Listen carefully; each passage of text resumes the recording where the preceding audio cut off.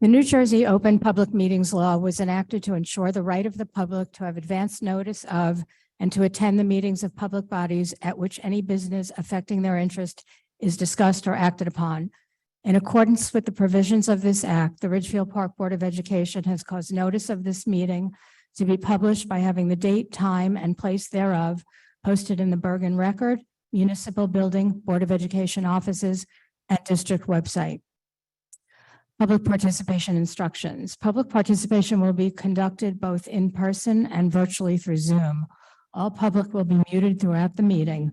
Public participation comments are limited to 5 minutes.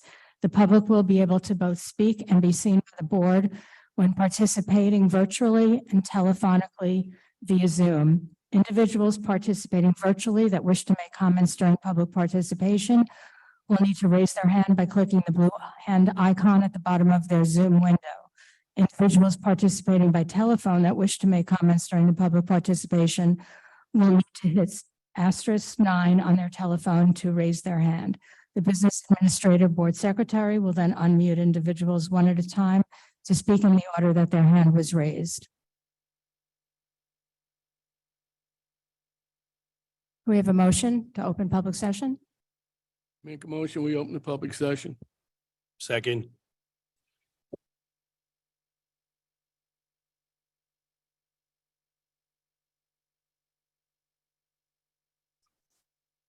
Mr. Cathcart, Yes.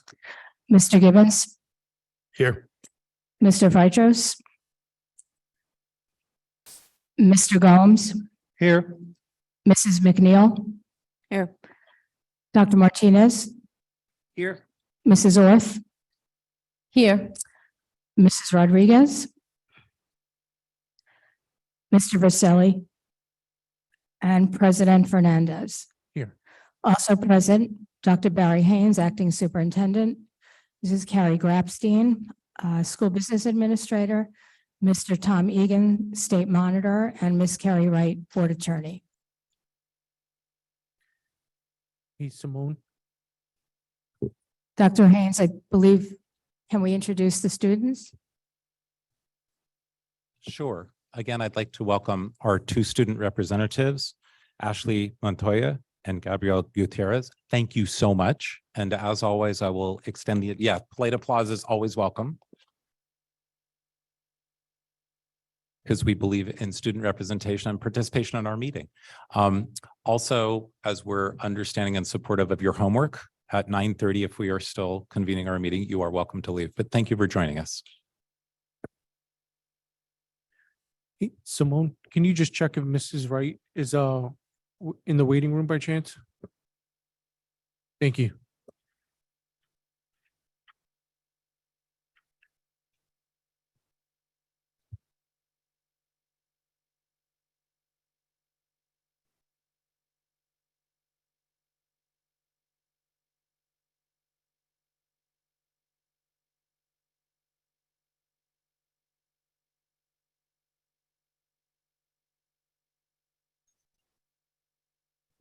Hello, Ms. Wright. Do you hear us?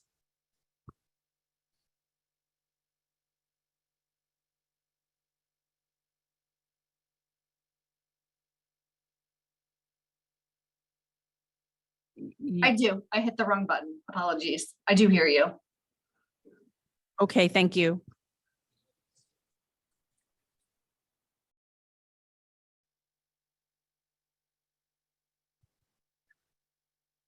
Okay, should we move on to approving board minutes? Moving on to approving board minutes. I'll move the minutes. 8:17, 8:27, and 8:24. Second.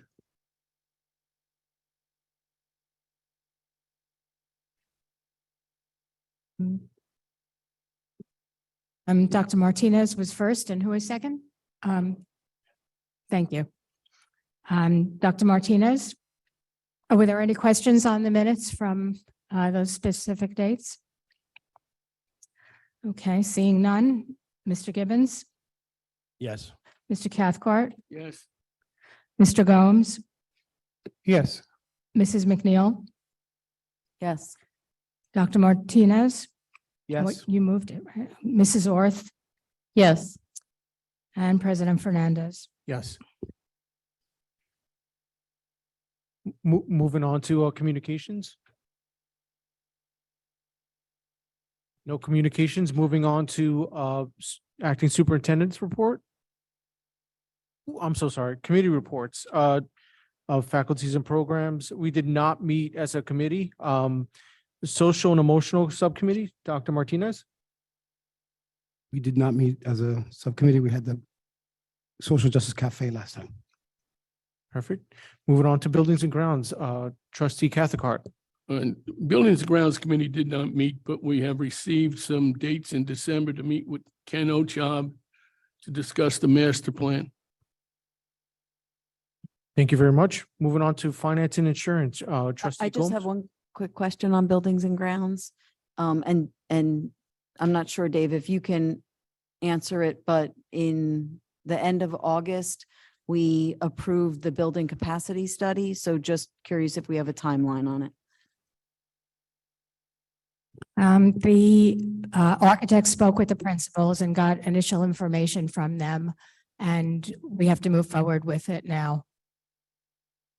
Thank you.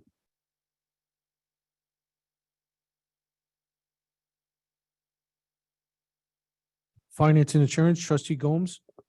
Yes, thank you. The Finance Committee met on November 7th. All were present except Mr. Phytros.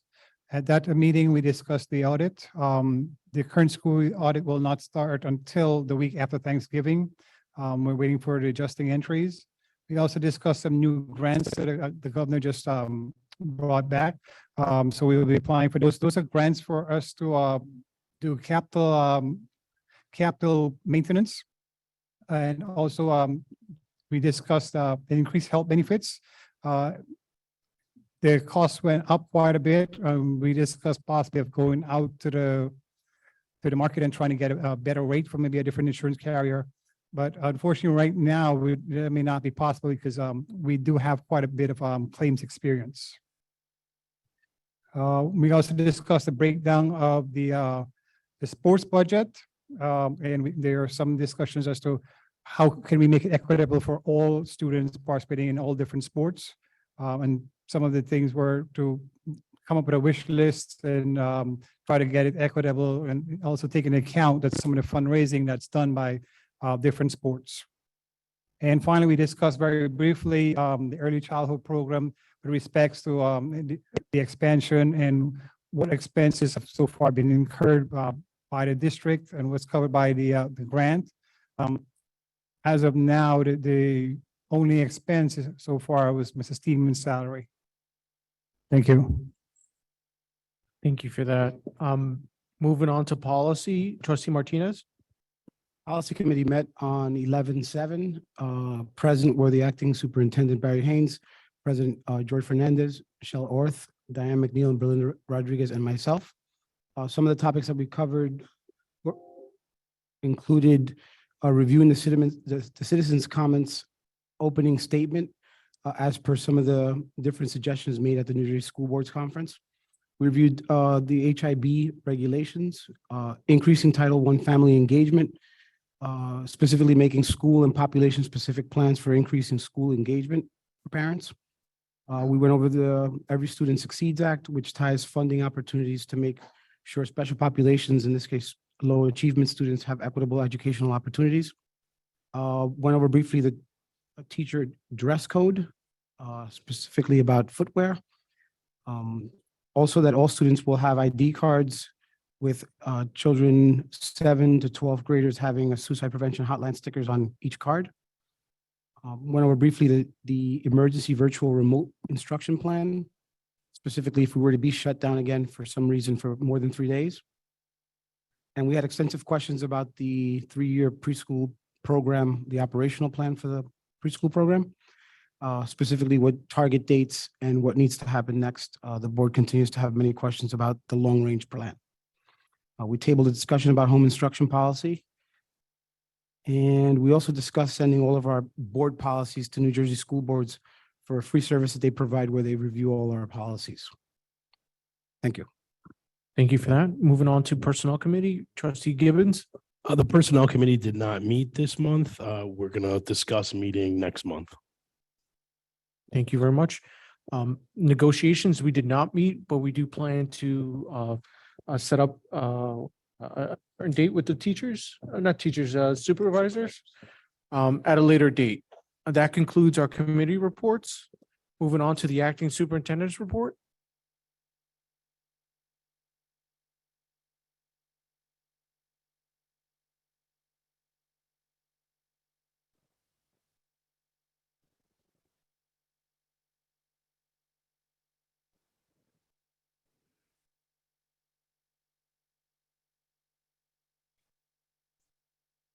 So the acting superintendent report is somewhat short tonight. Going to cover three things: Education Support Professionals Day, the New Jersey School Board's attendance by our board, and November 8th, Professional Development Day.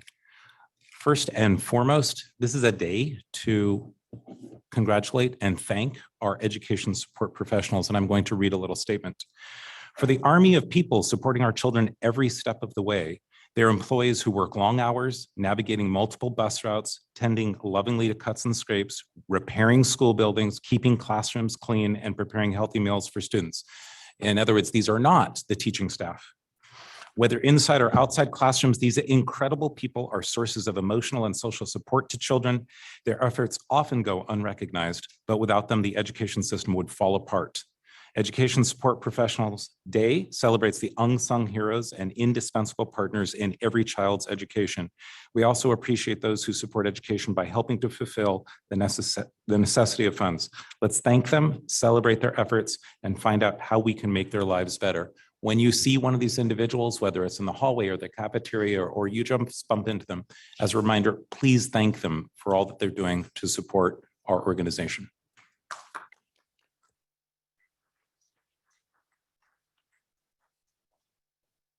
Speaking about all the volunteerism in our learning community, the 10 members of our Board of Education, which again is a voluntary position, they do not get paid to do this. The majority of them attended the New Jersey School Board's workshops from October 24th through 26th. And I had the privilege and pleasure of going to many of those workshops myself with our board members who took the time to go to Atlantic City and to attend workshops such as Robert's Rules, Special Education, Leading with a Governance Mindset, Perspectives on Late Start Times for High Schools, Responding to the Public, Presiding During Challenging Times, as Dr. Martinez talked about, and Improving the Future Readiness of Your Students. I can't say enough about many times being a board member is kind of a thankless job. There's not a lot of reward for it. So to go and get refreshed, meet with other board members, see how other school districts do things and learn from that to make sure that this governing body improves and supports our student and our organization more means a world to our learning community. And I'd appreciate you giving them a round of applause because we should thank and support them.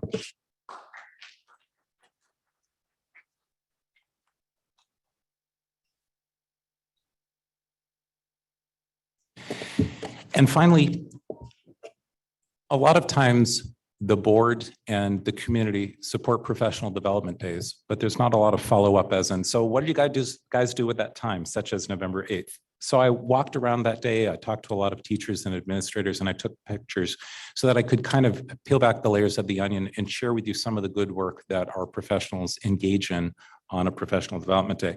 What you're looking at here took place in the high school library. This is called co-teaching models. And some of the takeaways the teachers had from that was alternative teaching, where one teacher with another teacher might take a small group of students and provide them with more intensive or specialized instruction that is different than what the large group receives from another teacher. There are different models of co-teaching. That was just one that a teacher was thankful for. In this group, we had our K through 6 general education staff and a takeaway from working on ELA and math rubrics.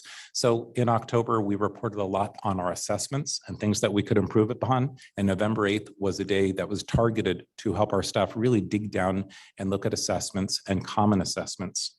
And a takeaway was standard-based report cards are helpful for parents to understand what exactly their child is learning, as well as expectations. So better home to school connections was a takeaway for one of those teachers. Handle with care. So whether you're a special education teacher or a teacher assistant, many times you're put into a position where you need to secure a child and secure yourself out of harm's way. And those workshops that help you perform those activities are called Handle with Care. And a takeaway from one of those staff was how to handle with care when out in a difficult situation with a student, such as certain techniques to keep myself safe as well as the student. Some of our science teachers who have supplies took an opportunity to organize those supplies and talk about how those science manipulatives will help those with student in-person instruction and prepare for hands-on science labs. And back to students, this is one of my favorite pictures. This is Taylor Jarvis working with peer mediation students. So these students on November 8th volunteered to come in and spend a day with Taylor Jarvis. I think, yeah, actually I'd spend a day to volunteer doing that too. But they worked on peer mediation skills, training students on how to work with other students on conflict resolution skills, which is something our board has been talking about. So that was the end of my superintendent report and some of the good things that we've been doing in the district. Thank you very much. Moving on to the state monitor's report. Mr. Egan.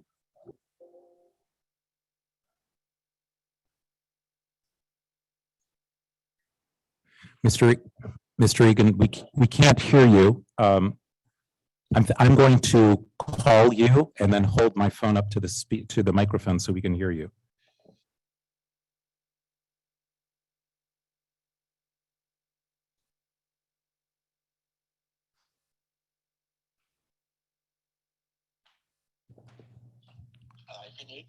Do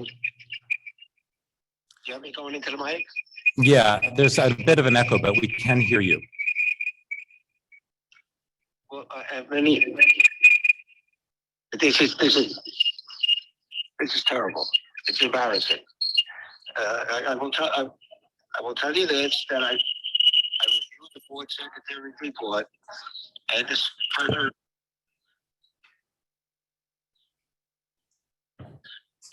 funds to meet the district's obligations through the end of the year. I do want arrangements to make up. Other things that I wanted to say about how I like the district to move forward.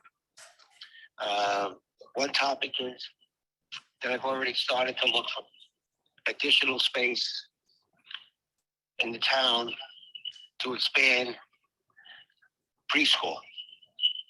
And I think I've made some improvements. I've also took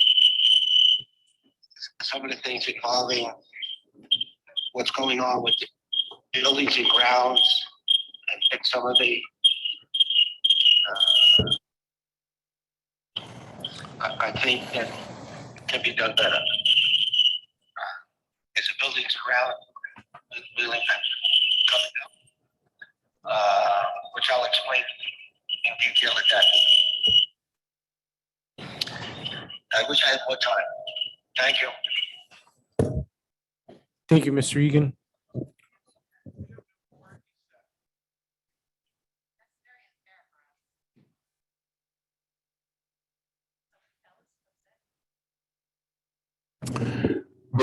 Mr. Egan, the public is saying they didn't hear anything you said. I've turned off all other microphones around me, and I'm not sure how else to get your sound. Mrs. Kelly, if I hand you my phone and you take a speaker away, a microphone away from a speaker, could potentially the public hear Mr. Egan?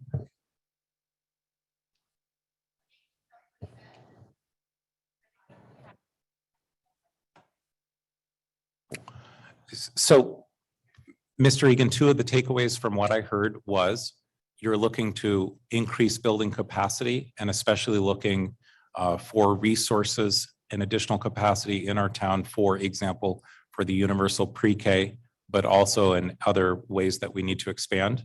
You're also looking forward to working with our Buildings and Grounds Committee, but that will come up as you participate more with the Buildings and Grounds. Is there anything else that I should reiterate from what you were saying?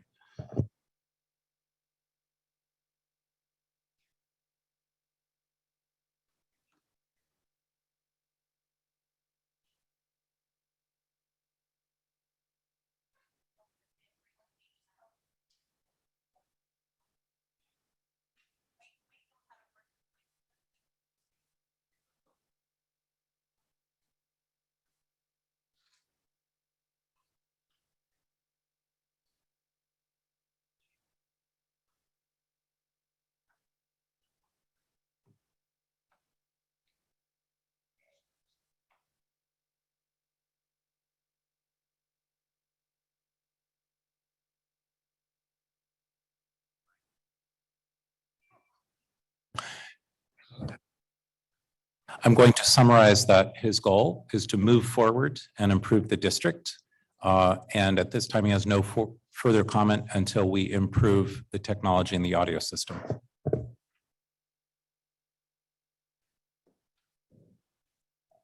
Trustee Martinez, if you want to read our public statement. Have the list, right? So before we start public comment, good evening. Before we begin public comment, as the chair of the policy committee, I want to remind everyone that we believe it's crucial to hear from our community members about their concerns and issues. The board is here to listen. However, the public comment period is not designed to be a discussion.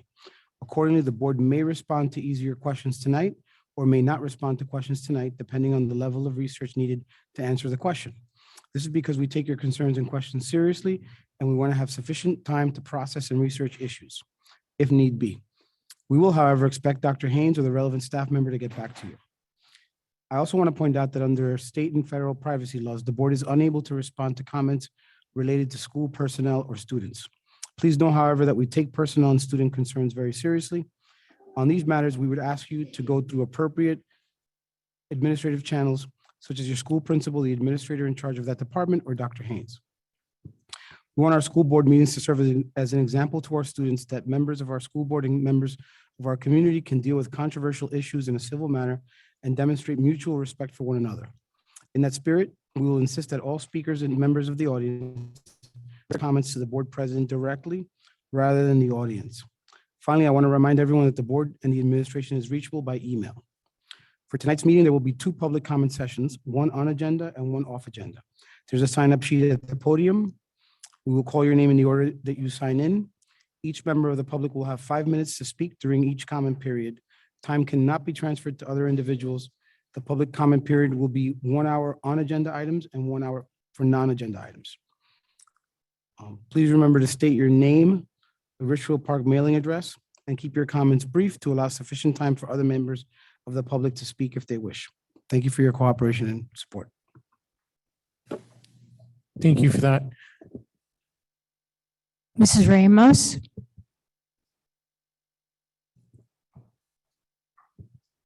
Yep.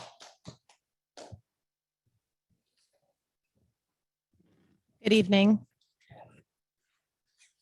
I'm going to make this because I know I have 5 minutes, so I have to talk fast and get it out quickly. First and foremost, I would like to congratulate the newly elected board members, Brian Cootie, Jody Kraft, and Carol Velez.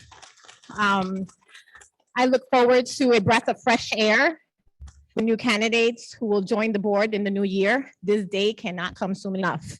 Thank you, RP residents, for getting it right again. So I'm looking over the agenda and I see a lot of the information for about the pre-K, and I'm not sure if I heard the monitor say something or try to say something about the pre-K also, but I couldn't hear him. But I can't help but notice that Ms. Steeman's contract is not on the agenda for renewal. And if I'm understanding from the past meetings, her contract is only extended until the December. So I was wondering why it's not on the agenda tonight up for renewal. And if it is, or if it's going to be up, maybe it's going to be up next month, but. Is that your comment, Mrs. Ramos? Yes. Well, it's a question.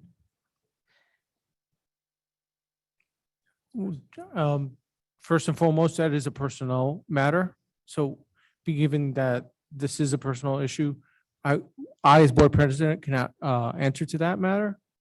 Oh, And but we've been discussing this for a couple of months now. I mean, she's been leading the grants and getting the money for the grants and this, Ms. I mean, I'm Ramos, just thinking this this is is a normal practice comment that she would have period. been on the agenda tonight, no? Mrs. Ramos, this Yes. is your moment to comment, not to have a discussion. Okay, well, I'm sure that come the new year, things will change, won't they? And it's not even on the agenda. Oh, okay, but it should be. That's what my question is, because I see the nurse, I see the, Miss, I Miss. see the daycare, not the daycare, I'm sorry. I see the preschool on the agenda and she's tied to the preschool. Ms. So don't you Ramos, think she should this be on the point agenda? in our board meeting, this is on comments on agenda items. Do you have a comment on agenda items? Okay, Miss? so I'll answer it. I'll ask it again off agenda.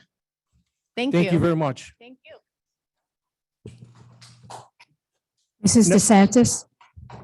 Again, I want to reiterate to the crowd that this is a moment for you to talk about or on agenda items, please. Good evening. Susan DeSantis, 15 Homestead Place.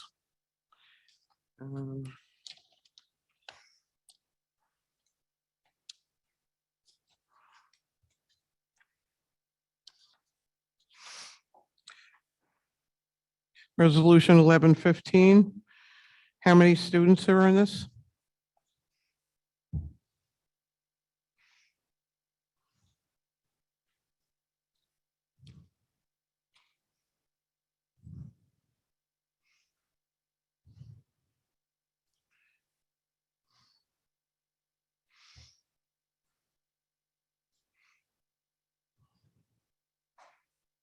Is there any more further comments, miss? You can't tell me how many students are in 1115? So 1115 is part of the inclusion program. There are approximately 7 students, general education students paying tuition in the pre-K inclusion program. 7 general ed and what? I'm sorry, 7 general ed, and I believe 8 special needs students.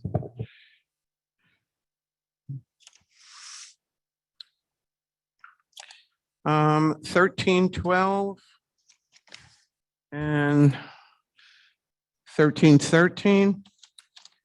My understanding is a lot of these teachers that are getting extra compensation are being taken out of the classroom to do this job and substitutes provided. Is that true?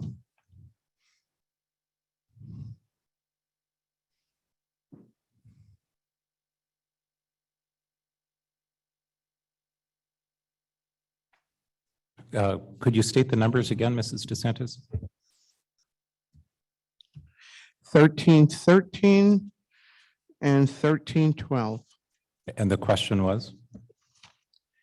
I said, my understanding is a lot of these stipend positions, the teachers are being taken out of the classroom to do this job and substitutes are being provided. That would be double dipping, so that is not correct.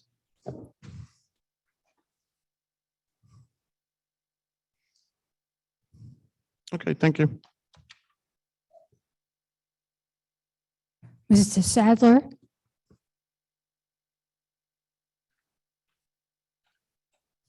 Hey, good evening. Hi, good evening. Jay Sean Sadler, 139 Overpeck Avenue. All right. First of all, I'd just like to thank you, Mr. Fernandez, for all of your service.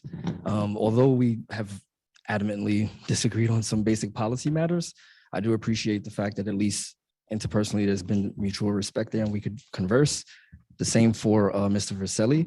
I look forward to working with both of you as citizens going forward, hopefully. All right.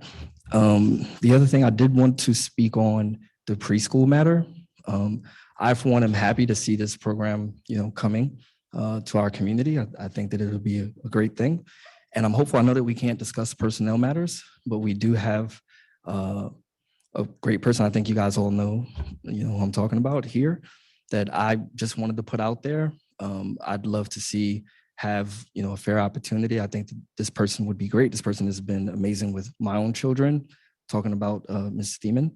And I know that, want to be respectful. I know that we said can't talk about something that's not actually on the agenda, but the preschool matter is here.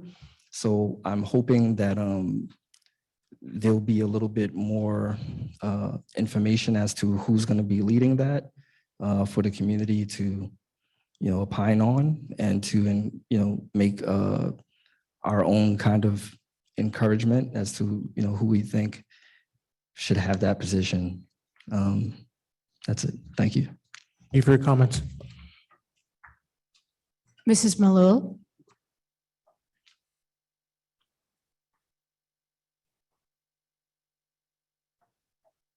Hey, good evening, miss. How are you? Good evening, Janet Malul, 163 East Grand Avenue. I'm looking at resolution 9.05. Submission of the 3-year preschool operational plan. Okay, Does this plan include expansion of the program? Or, Yes. okay. My comments regarding how it's overseen, et cetera, will be off agenda, keeping with what you've asked. In listening to the superintendent's presentation, there was, I guess, a workshop about co-teaching. I will say that probably 15 years ago, my district ventured into that. And it was done as a way to address the problem of what we used to call remedial education for math. And it's a very interesting model, and it can be in many different ways. You can have somebody, small group instruction with a teacher, main teacher, which I will tell you didn't really work for a lot of those children. You could actually have true co-teaching where you both are teaching a lesson. It's a great model, but understand with that comes additional costs because you're basically paying 2 full teacher salaries in 1 classroom. So that's the only thing I will say on that. Educationally, it has its benefits. It also has its drawbacks. Financially, I don't know whether this district would be able to sustain something like that. I know ours didn't, and we were in a lot better shape than this one. And I guess that's about it for now. I'll be back. Thank you for your comments. Mrs. Dwyer?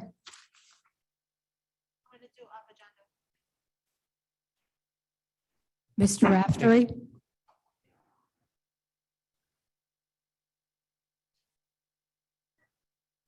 Good evening. Good evening, President Fernandez. Let me start by echoing Mr. Sadler's comments.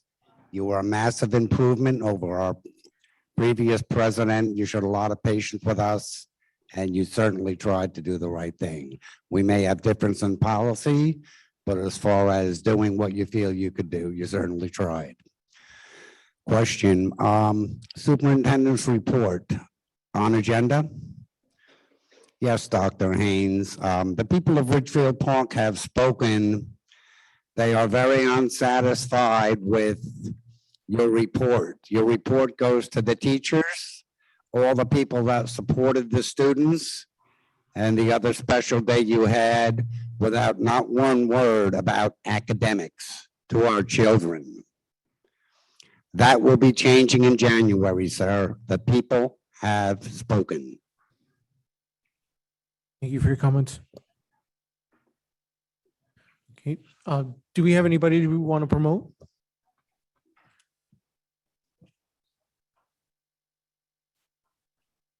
Take your time, miss. Good evening.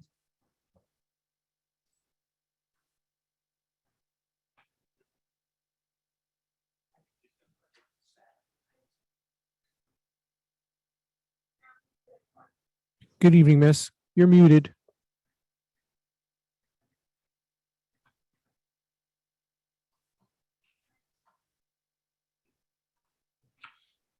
Miss Tina, can you hear us?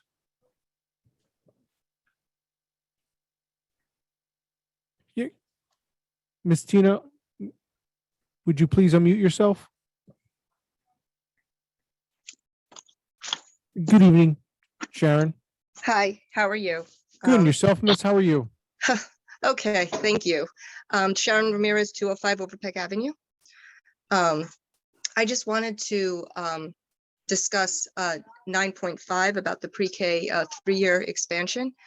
And I'm on the committee for the early childhood, working with Mrs. Seaman as a community liaison. And her tireless efforts made this possible, and I just wanted to make that comment, and my other comments will be reserved for later, but this can't go unnoticed by the board, and it doesn't go unnoticed by the community. So I will reserve my other comment for later. Thank you. Thank you.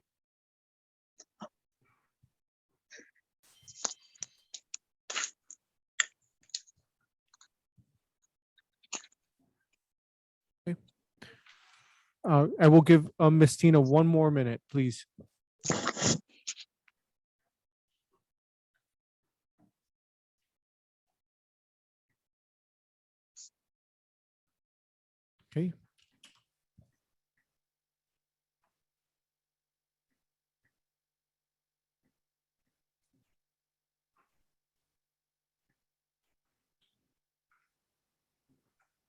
Okay, at this time, I would like to close out of citizens' comments on agenda items. So there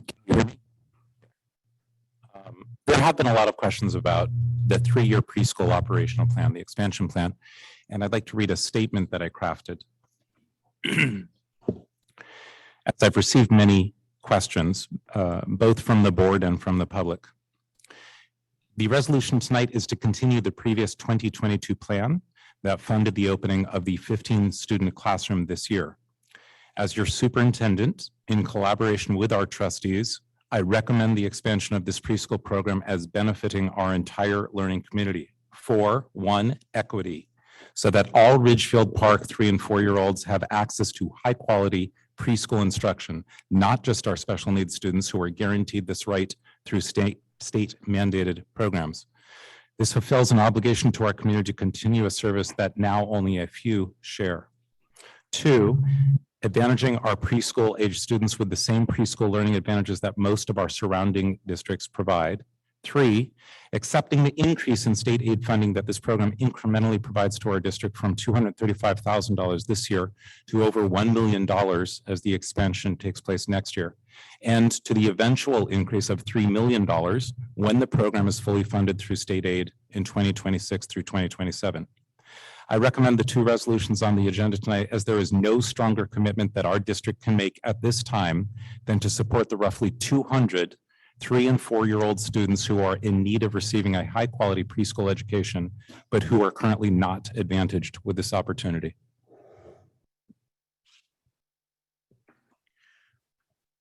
Moving on to resolutions. Faculties and programs, would trustee Gomes? You know what? Oh, that's right.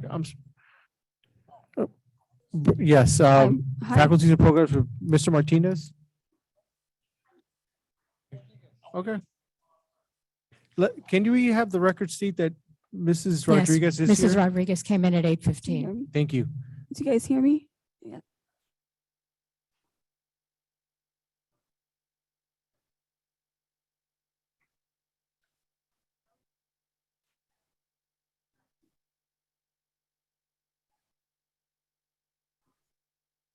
Sorry. I so move FP 901 through FP 910. Second. I have a question on both, I guess, 904 and 905. The pre-K grant operational plan had a deadline of the 15th, so I'm assuming it was submitted yesterday. Within that, there are a few things that I had questions on. There are three people listed, 2 of whom say that 20% of their time will be spent on pre-K, 1 who has 60% of their time spent on pre-K, and I'm wondering how we backfill that for the rest of the population. And my second question is, there's a comment about we will begin using Title I funds in June of 2023 for pre-K, and I'm not sure what that means or to what extent we plan on using those funds.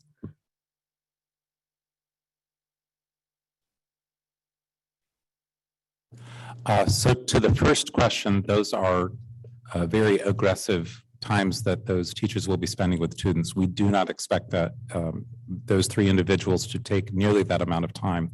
What I've been informed of is it may be 1 hour once a month, and in speaking to the individuals and the principals, that was acceptable to take that time out. And that's the amount of time that I expect them to be spending with the universal pre-K.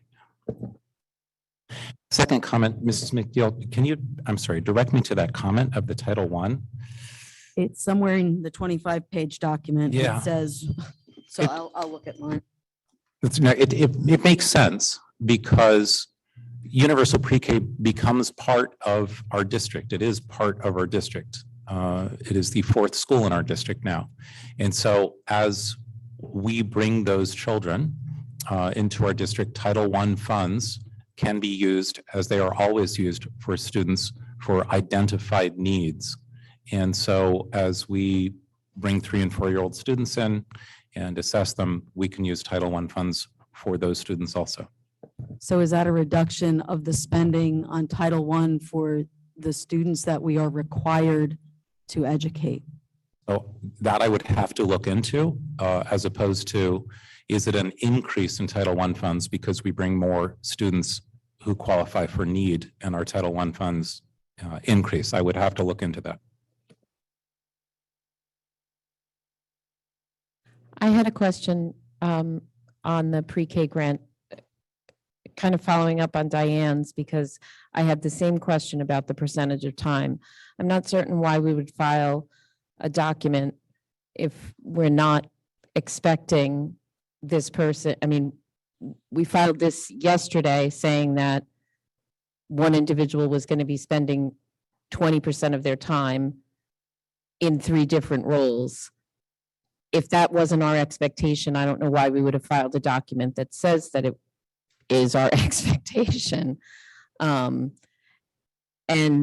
more importantly, my other question was, is there an additional deadline for this? Because while I'm supportive of the pre-K, of the universal pre-K, I feel like this board is constantly being put in the position of post-approving things.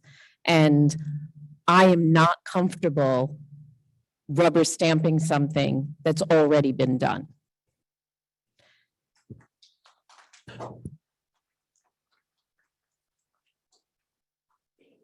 So to answer the question, which I think came up before about the November 15th deadline, I called the State Department of Education last week and received a call back, and it's actually posted on their website. Yes, you must comply with the November 15th date, or you might sacrifice funding. And looking at the difference between $235,000 and $1 million, we did submit on the November 15th deadline, with the expectation that if the board as a governing body did not choose to approve this tonight, that it could be rescinded. Better, but I was informed, better to submit it and have it approved so that you can guarantee the funding for next year than to not submit it, risk all of the funding and not have it done. So the board has an opportunity now to go ahead and not vote for it and rescind the resolution. When do we hear back from the Department of Education? And in what time frame do we have to get a meaningful discussion on what the long-term plan is, as opposed to a presentation on how great the first 15 students for a month was? So there were 2 questions there. The first, I'll have to research to see what the turnaround time is for the grant and when we'll hear back. And to the second question, because we did spend some time in the policy committee, and I'm very thankful to our trustees to craft 5 or 6 well-formulated questions about a plan moving forward as far as capacity, as far as what locations we're looking at in the district. And those discussions will happen, including Mr. Egan at this point, who is looking to increase capacity in our district, knowing our needs. So we welcome Mr. Egan to come into those discussions and collaboratively work on those problems and craft a plan together. So I guess my question is it a requirement that we vote on it tonight, or the board, the Department of Education is assessing it because it has already been submitted, and we can have time to have a meaningful conversation on what does it mean if we get this? What does the Title I fund usage mean? What does the 20, 60, and 20% of the teacher time mean? And a number of the other questions that we had. Excuse me, Barry, can you hear me? Can you hear me now? Yes, sir. Yes. I'm a little embarrassed. I had to call my 12-year-old granddaughter who helped me do something with my computer to make me audible. I apologize to my aggravation at some of the tech people that it wasn't right. It was me. To address this situation, it's absolutely imperative that we submit the plan and approve it tonight. Just like if when the board approves the budget, the regular budget, and numbers are put into certain line items, as the year goes on, those items can and amounts can be changed. The point being is that the total budget has to be approved, and you can make changes as you go on. So like with the general budget, that would happen with this grant. And I just want everybody to realize that I'm totally in favor of supporting and support the expansion of the pre-K. And if you check my experience with it, the districts that I've been with, we've done tremendously in expanding it. And one of the key things to expand it is to get additional space.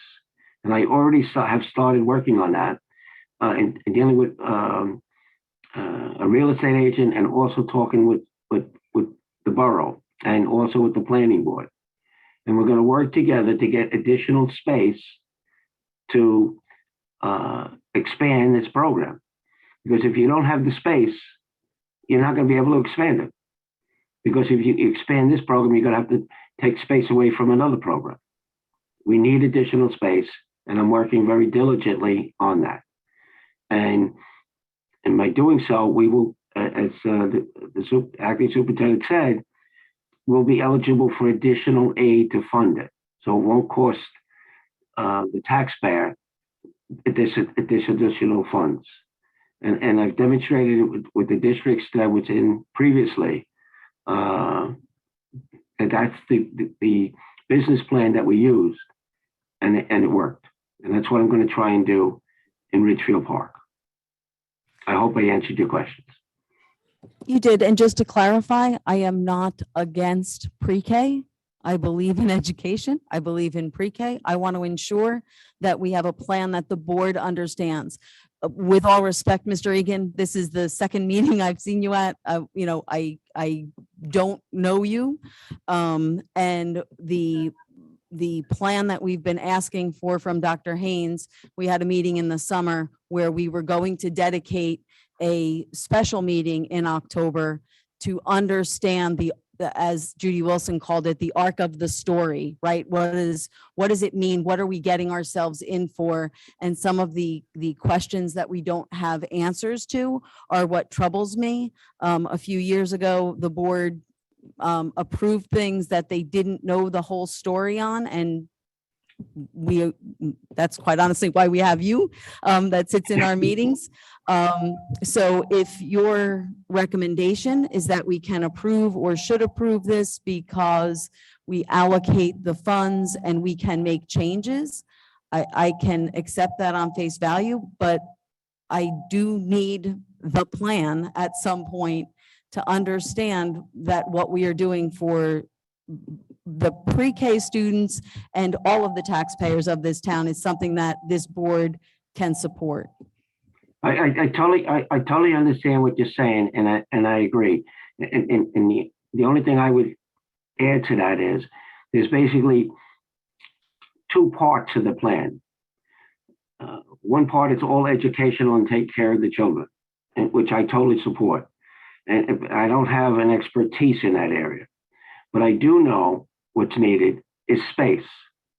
And I have an expertise in that area, and I know how to find the proper location, address how much money it's going to cost to fix it, and adjust it so that we can use it for children, and then go to the state to get the funding for that. As your questions concerning the plan on how to educate the children, I'm not an expert in that area, and I would rely upon the administration to come up with their plan on how to do that.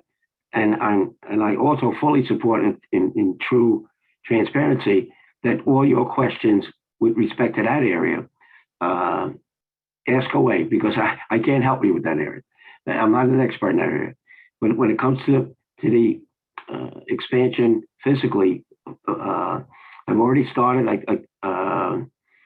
talking with real estate agents, and I've located already a number of properties in Richfield Park that could possibly be suitable. And I'm going in that direction. And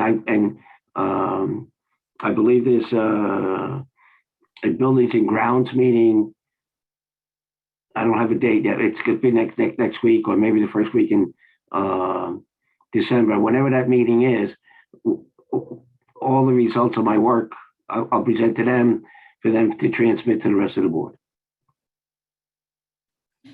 Can I just make another comment on it? I think one of my big concerns about this funding is what the contingency plans are for when and if and when this funding should no longer be available. There is no guarantee that this funding will continue from the state. And I think as a board, we need to be prepared for an eventuality that it could dry up, potentially with the next change in state administration. It is not currently, while we all wish and hope that universal pre-K will be mandated by the state, it is not currently. And so they're under no obligation to continue funding this program. And I think if we start it, we have to go in knowing that at some point as a district, we may be on the hook for the cost of this program. So without putting on rose-colored glasses and saying, oh, the state's going to continue to fund this indefinitely, we have to know if we start this program and get it up and running to 225 children, that comes with a substantial cost that we as a district may end up, as the taxpayers may end up bearing the burden of. I totally agree with that. But once again, I'll just repeat myself. Part of the initial expense is getting the space. Once the state pays for that, you have the space. Now, and if they cut back on the funding for supporting the pre-K, if they're not funding it anymore, we can use that space for other things, and we can adjust. With the purpose being and the goal being is to be conscious of the tax increase to our residents. The thing is that's down the road, and the money, they're making the money available now, and I think it would be good for Richfield Park to get the additional space, because there's other projects coming in to the town that's going to bring additional children into the town. And you're going to, one way or another, you're going to have to deal with that. And you have this opportunity now to get the state, hopefully, to present the money for you to get the additional space. That's why I support passing this resolution now. I have a couple of thank you, Mr. Egan. And can I just make my comment first? Because you might address it. I have a couple of concerns. One concern is that this is the third, I believe, time that we've been asked to now work. Sorry, it's working now, I think. Okay. So this is several times that we've been asked to, again, vote on something that was already passed. And several times that we've been told that the state sprung up a date on us unexpectedly.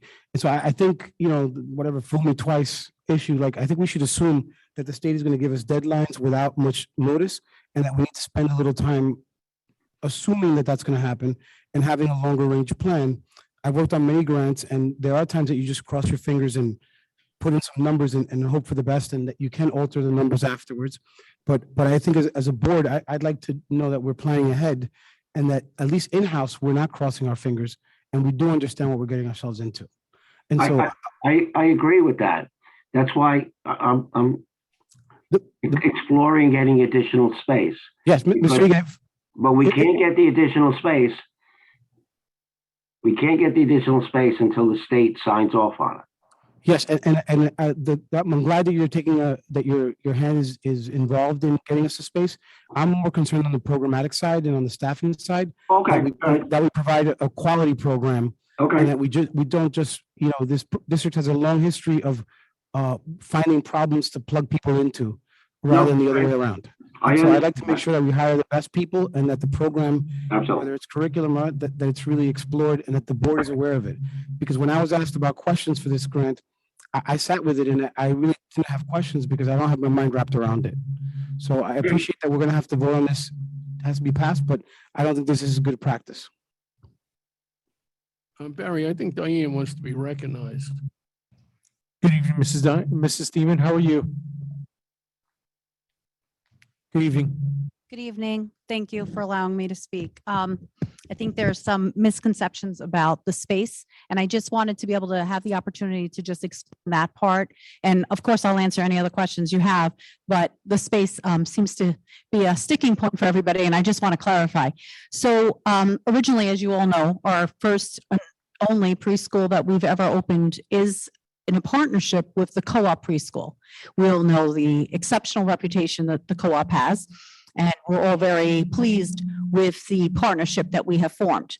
That being said, the co-op has already committed to continuing their partnership with us. The space that they are located in, as those of you that are familiar with the co-op, there is a very large back room that we have already submitted to the state of New Jersey to have approval to use that back space room to make 2 additional classrooms for next year. That is in the works. We already have the state of New Jersey committing to coming to look at that room to tell us exactly what we need to do as far as the renovations.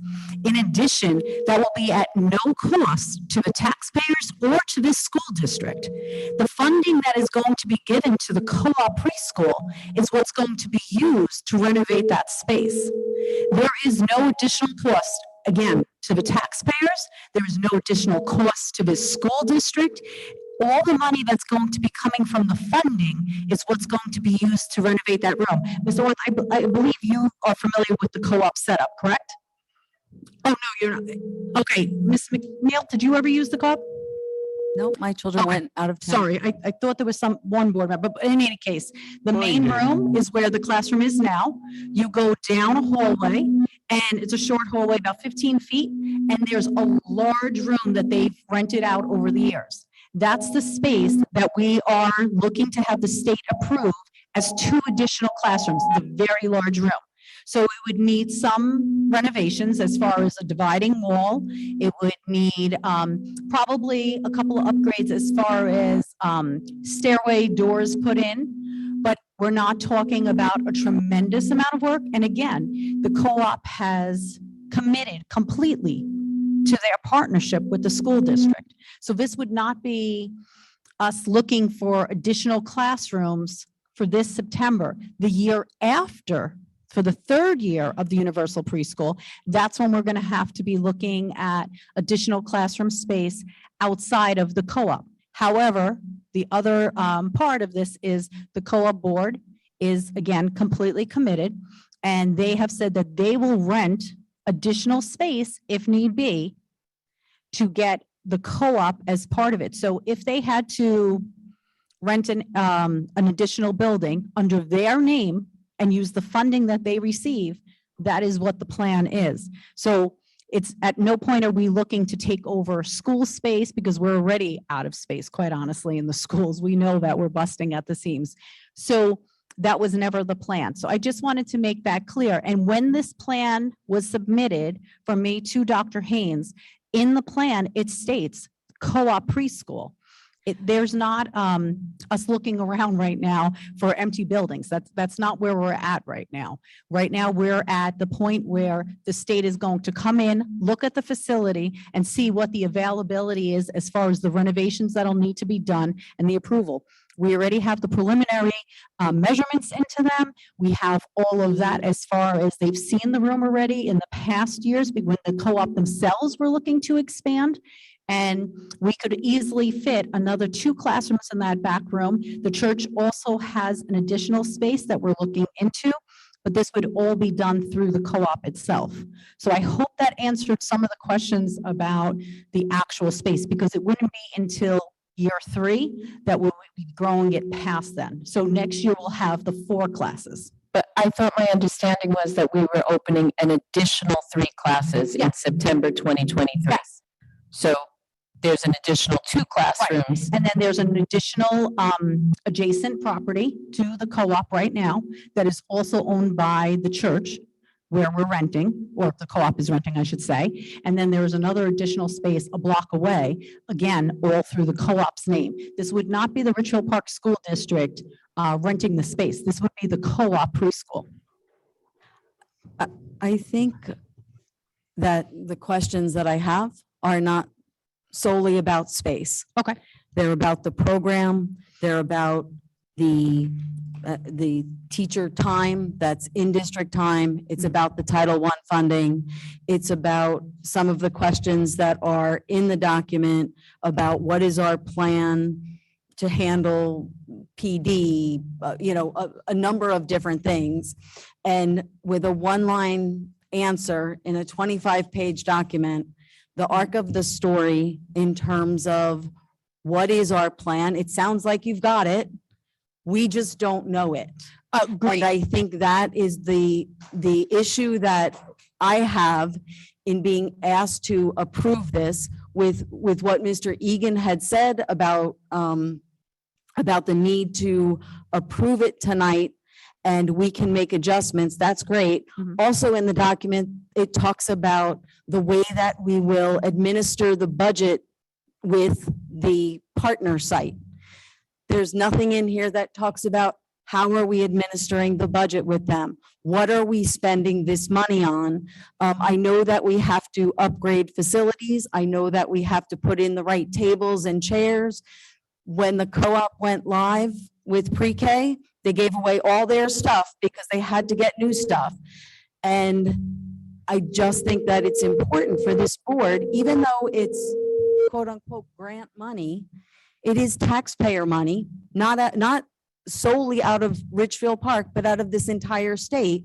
And the way that we are administering the budget and understanding how we're using it, we need to be fiscally responsible. And the educational plan, we also just should understand what that is. So I don't believe, Ms. Thiemann, that it's anything that you can answer today. I don't, because it's a multi-year plan to say, here's how we're going to do it. And I think that it deserves time for a presentation to the board, because it is a very big endeavor. We're talking about getting to 220 children that we are adding to our roles. That's a big number relative to how many people we educate, and I think it deserves the time. So Ms. McNeil, I completely agree with you. The timing of this is definitely of essence. It does have to be sent to the state as it was. I agree that the timing is often seems a little haphazard, even in my impression, because we have to adhere to the state deadlines. However, that's something that's out of my control. But what I will say is many of your questions are very simply answered. For one, the Title I funding. When it says in the plan that the Title I funding will be expanded to the preschool, very simply, we have some students that are currently age 4, about to turn age 5. A perfect example of how the Title I funding would be taking place would be that if we see one of our 4-year-olds with the assessments being done at this time in the year, haven't caught up by the spring, we may suggest that they be part of the Title I summer program, where they join in with their equivalent pre-K 5 students that are going to be entering our kindergarten and be part of our summer program. So that would be a perfect example of how the Title I funding would take place. Another, sorry. Yes. I would just like to, I think in terms of the information that I need for tonight's agenda, we're fine, and I'll reconnect with Dr. Haynes about what I would like to understand for go forward. Okay, thank you. Can I, excuse me, thank you. Can I just make a suggestion? The faculties and I came in late, I apologize. The faculties and program committee did not meet. Excuse me. The faculty program committee did not meet. And I was just looking at the finance report. So apparently the summary of growth plan was not discussed in the finance committee. It was supposed to be discussed in policy. We did not go in detail. We didn't discuss the growth plan. I suggest having an F&P meeting, or we can have a public meeting and focus on the plan moving forward. I support pre-K. I support universal pre-K, but like Trustee McNeil said, my concern is that if children are somehow identified as ELL, or if they need any type of related services, who is going to provide the training? We are the district, correct? So PT, who's providing the PT? So the professional development that occurred last week, the staff at the co-op did have professional development as well, based on the curriculum. And it was done through the creative curriculum program, so that they have all the professional development on. And then for our future next one, they're going to be coming into the co-op and training at the cost of the co-op. To discuss the creative curriculum, correct? Yes, exactly. So how about, I'm just looking at other PD for instruction that the students may need, like shelter instruction or intervention. Who is providing these services? The district, or the co-op is going to hire people to come in? That goes to Trustee McNeil's question before. The people that are listed in dual positions, for example, the case manager that's Yes. listed. So she is going to be able to come into the co-op preschool and assist the teachers in what the assessments are. So this case manager, what I'm trying to say is that we really need a plan can be made, because this case manager is a district employee. Yes. This case manager is a district employee, correct? Yeah. So if we pull her out or him or her, this individual out to train the employees at the co-op, we're pulling this individual from their duties within the district.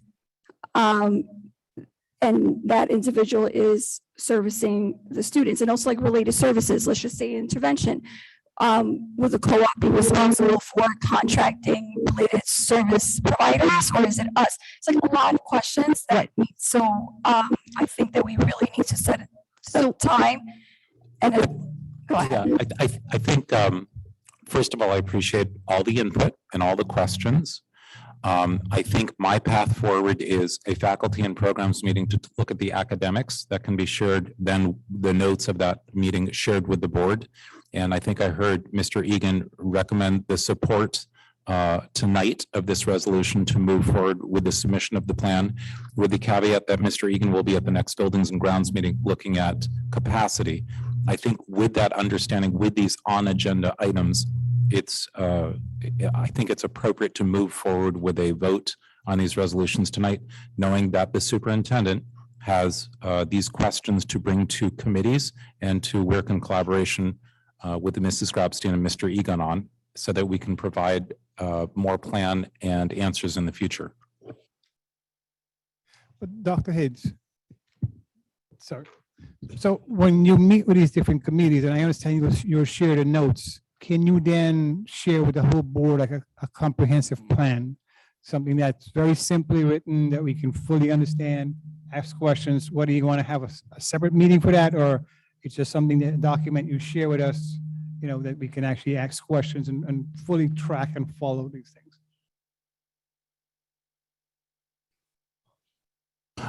Yes, and again, I'll just say yes, that would be shared with the entire board. I don't want to be a stick in the mud, but that's kind of how we ended in August, with the idea that, okay, the next time it'll be a more comprehensive plan. So I'm being a stick in the mud. So thank you for being a stick in the mud. I appreciate that. So the plan, as I understood it at the end of August, was the state gave us a template, which we completed, and that was a plan. The state gave us a template for November 15th. I completed it. That's called the 3-year comprehensive plan. And my understanding was that satisfied questions from the board. It wasn't until this past week when board members say, no, the information I'm specifically looking forward to, such as where are we going to expand? Does it require busing? Does it require us building code to meet code? Who's doing the inspection of those spaces that we're using? All of those minute things are not required by the state. So it was revealing to me as board trustees asked me questions for the kind of plan and the kind of detail that you wanted me to provide you with answers with. So that only was revealed to me this week. My understanding of a plan that the board is expecting is much different now. And I believe that I can deliver answers to those specific questions again in collaboration with Mr. Egan and Mrs. Grabstein in the future. Mr. Fernandez, any other questions for me? No, that would be all. Thank you so much for your time. Thank you, Ms. Eman. Okay, so we have Mrs. Rodriguez with moved the motion and Mr. Cathcart seconded. I'm going to take a roll call. Mrs. Rodriguez? Yes to all, but we need to have a meeting, have a detailed plan, be able to discuss this plan. Mr. Cathcart? Yes. Mr. Gibbons? Yes. Mr. Gomes? Yes. Mrs. McNeil? Yes. Dr. Martinez? Yes. Mrs. Orth? This to all except 905. On 905, I'm a no because I think I've been clear that I've wanted a plan since January. And I'm tired of being put in the position where I'm being asked to approve something without having the plan. And President Fernandez? Yes. Okay, all motions pass. So at this time, I'd like to again thank Ashley Montoya and Gabriela Gabby Gutierrez. Thank you so much for coming and joining our meeting. We really appreciate you being here and providing a student perspective. You're free to go home and do homework.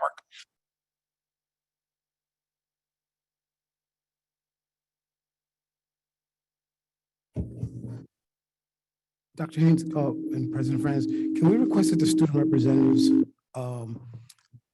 next time speak to the board about things that are going on in the school, about problems, about requests that students may have of the board? A second. So Ashley and Gabby can, I don't want to speak on your behalf, but the board and the community really appreciates the student perspective. So if you'd like to prepare something, whether that's in the form of questions or a presentation, or again, things from your perspective about our learning community, we are very receptive and want to hear your voice. Thank you so much. Have a good evening. And God bless you, whoever sneezed. Moving on to buildings and grounds. Second.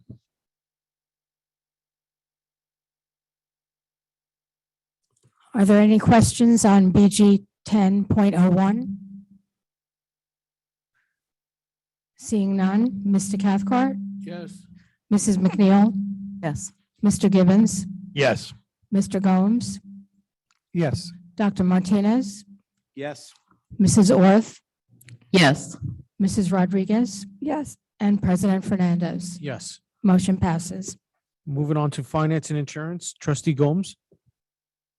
Thank you. I so move FI 1101 to 1123.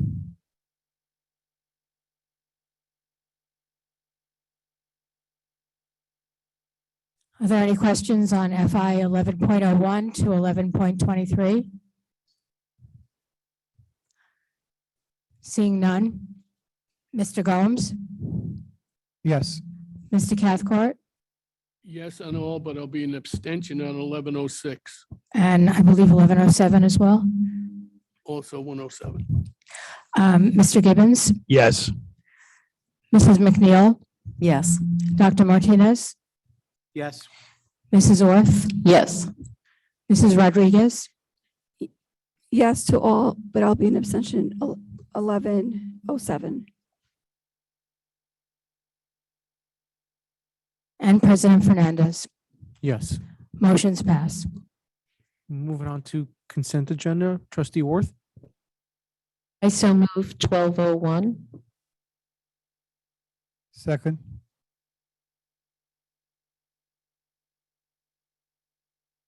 Are there any questions on CR 12.01?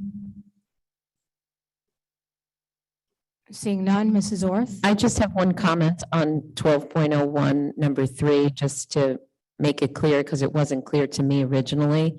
The use of facilities for bingo is not a traditional bingo game, but a children's game to win prizes of candy.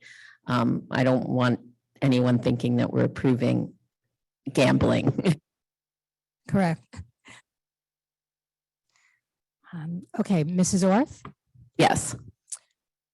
President Fernandez? Yes. Mr. Gibbons? Yes. Mr. Gomes? Yes. Mrs. McNeil? Yes. Dr. Martinez? Yes. Mrs. Rodriguez? Yes. And Mr. Cathcart? Yes. Motion passes. Moving on to personnel, trustee Gibbons. I so move 1301 to 1314. Second. Are there any questions on resolutions P 13.01 to 13.14? Seeing none, Mr. Gibbons, Yes. Mr. Cathcart, Yes.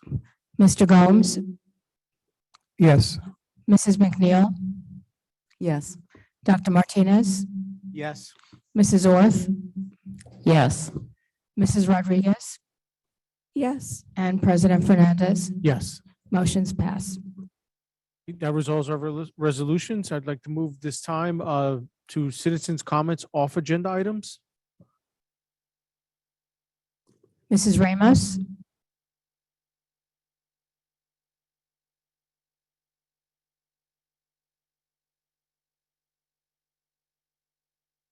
Good evening. How are you?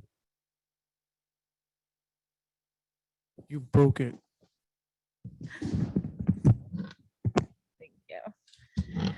Good evening, Miss. You know, I have to agree with Ms. McNeil and Ms. Orth, and I also want to like to thank them for doing your due diligence and asking questions and understanding the process.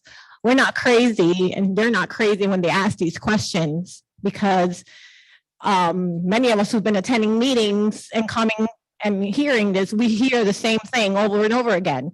We don't get any straight answers. Nobody's on the same page. And as a board, you guys should be a united front, meaning that you all should have the same information and able to make an informative decision when it comes to these things. I understand that Dr. Martinez says that these things do have deadlines and they can be brought at any time, but at the same token, we've been discussing this for a year. And it always gets pushed off and nobody ever answers. So it feels like nobody's on the same page, and you all should be on the same page. Sharing information, just as a jury has to come to the decision whether they're going to find someone guilty or not guilty. It has to be unanimous. Same with the board. You guys all should be able to discuss, come together, discuss what the matters at hand, and be able and understand it before coming and having to vote on it. It's ridiculous that we keep asking for the same information, and it seems like nobody's on the same page. There's different things being discussed. There's different items coming up at the last minute, and this is not the first time, it's not the second time, it's repetitive. And it's frustrating because as board members, they can't do their job they were elected to do because they're stuck in a position where they have to vote, like tonight, when they really don't know what issues, certain information that they need to make a decision like this. But I do respect that they ask the questions, because this is why board officials are elected to ask these questions. We are discussing different matters of this pre-K, but again, I'm going to bring up a question that I think is very important in all of this also is, a contract of the person who handles all these grants? Is she being renewed? Why is she not on tonight's agenda? Is she going to be on December agenda? Is that something I think is fair to ask, since we are discussing it? You did discuss other personal matters, so I don't think this is something that shouldn't be discussed. Can you answer that, Mr. Haynes? We don't discuss personal issues in public. Well, this is not just about a personal issue. This is about a whole pre-K program and somebody who's actually directing and managing the funds and the grants that we receive. So why is this some kind of X file hidden information from the public that you cannot share with us? Can you be transparent and let us know what is the process? What's the next steps? I mean, not many employees are giving a contract for half a year or a couple of months. And so I'm just finding that a little strange. So now that her contract is up next month, I would like to know if she will be renewed.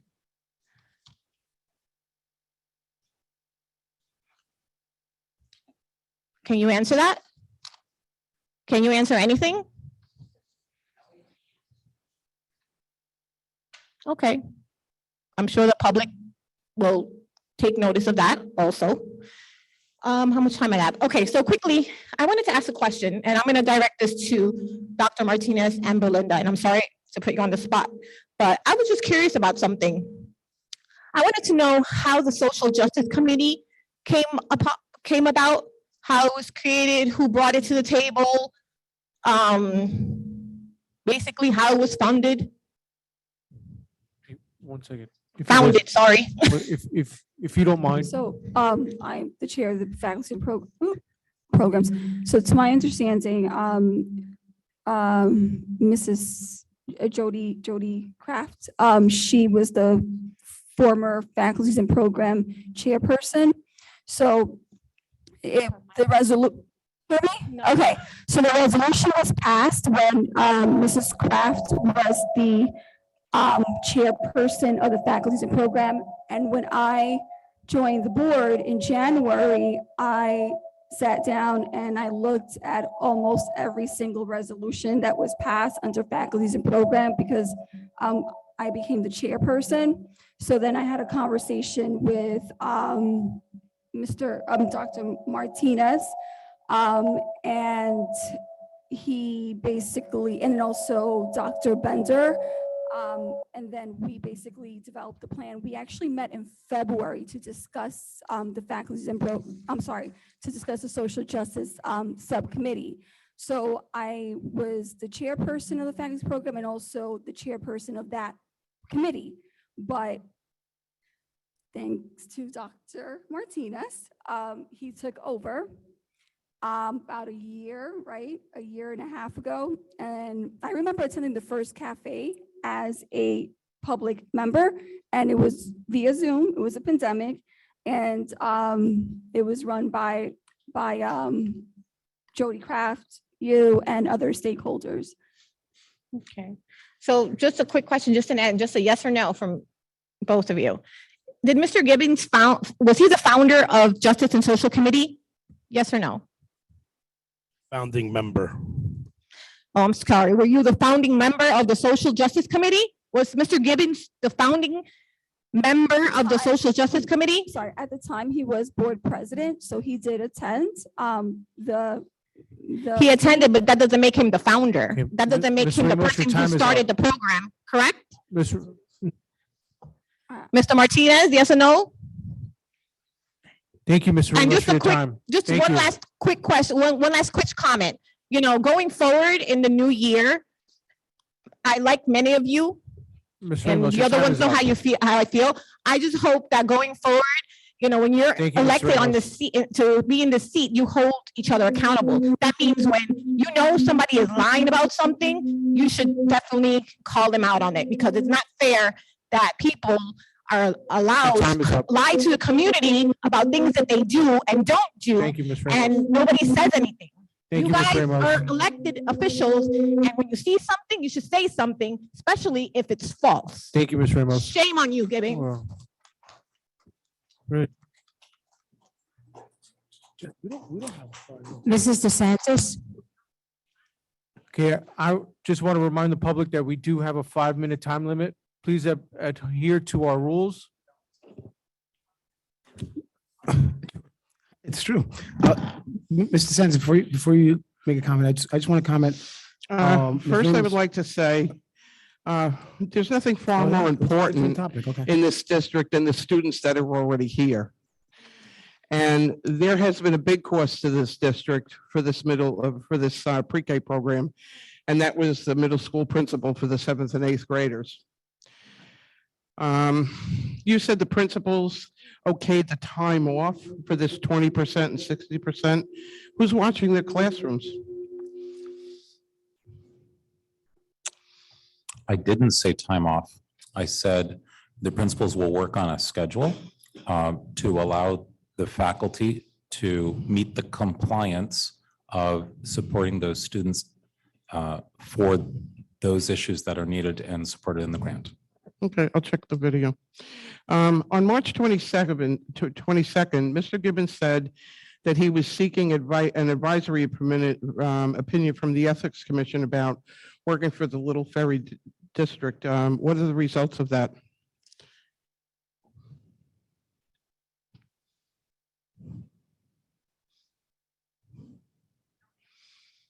He publicly stated he was asking for an advisory opinion. I'd like to know what the results of the opinion were.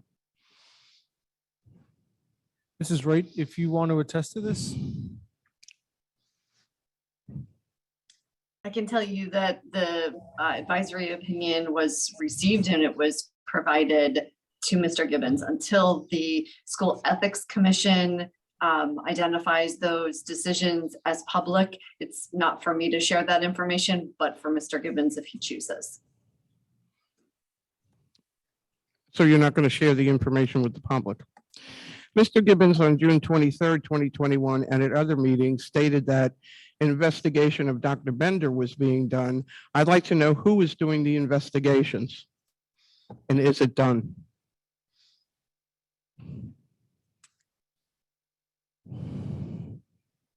I would suggest that the board not respond with regards to ongoing litigation.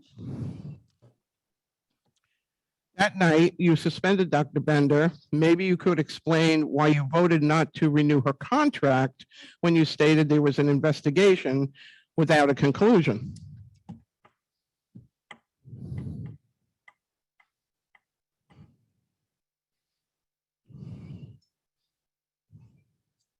Still no comment. Well, that speaks volumes to everybody that's listening. Thank you. Mr. DeSantis?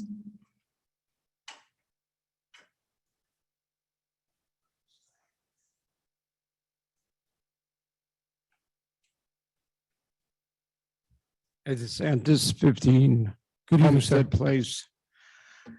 I'd like to thank the board members who engaged in the public discussion. It helped an understanding of the questions you have and the ability for Ms. Thiemann to come up and explain and give us some more information. What the board is lacking very much is on that kind of transparency, discussion.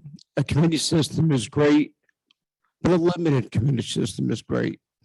I think many things going forward maybe should be handled board as a whole, so the community and the board members can both be engaged and not come to this point where at last minute they're trying to ask about information they should have long in advance.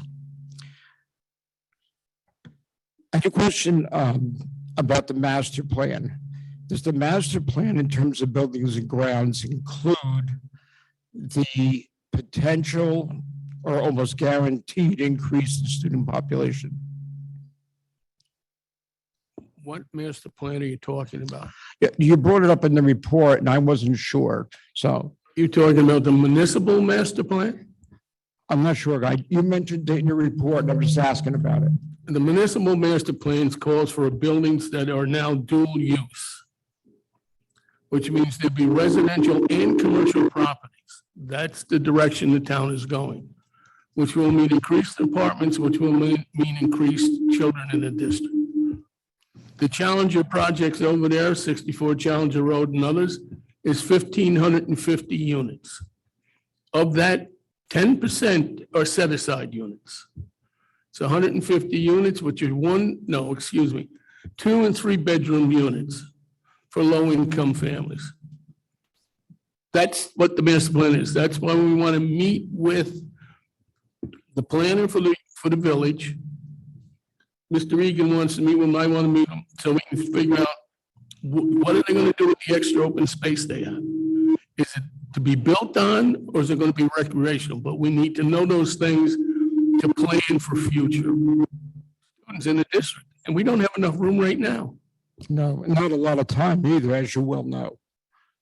No, not a lot of time. So I'm hoping that, as you said, there'll be public involvement in this along with the district and the board going forward. And we can look forward to maybe crafting the best solution we can. Last thing, just quickly, personnel. Personnel is an interesting subject. Most personnel issues really are faculty and positions. They're not really about individuals. And wanting to know about what's going to happen with a position or a program requires knowing really if somebody is going to take them over, and if somebody wants to support a person or believes they would be a good candidate. There's no personnel issue that really is involved here. It's a position info. It's talking about the district, and certainly would be able to be answered. All right, thank you for your comments. Mr. Sadler?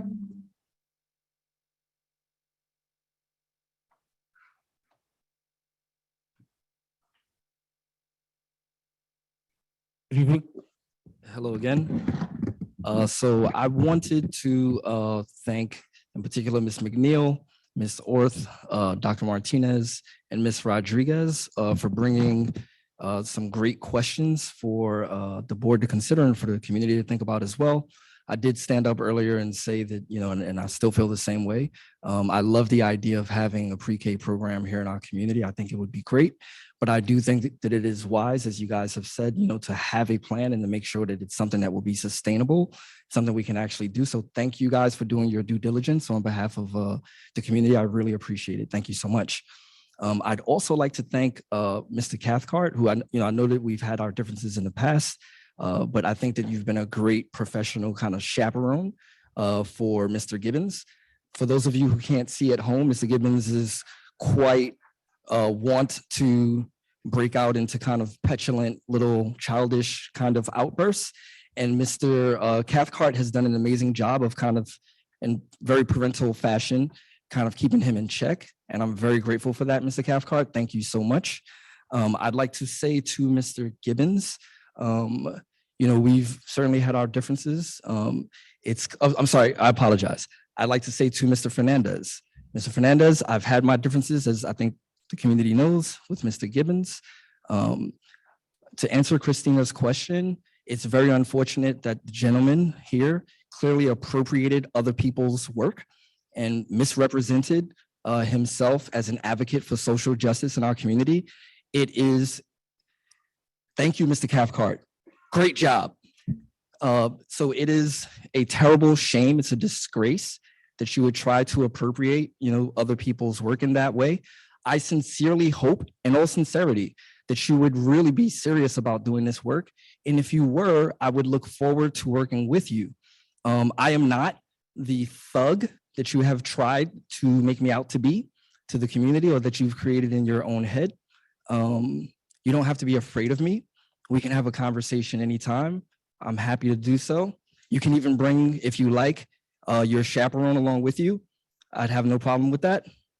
While I have found your behavior to be unprofessional, abhorrent, I found it to be spineless.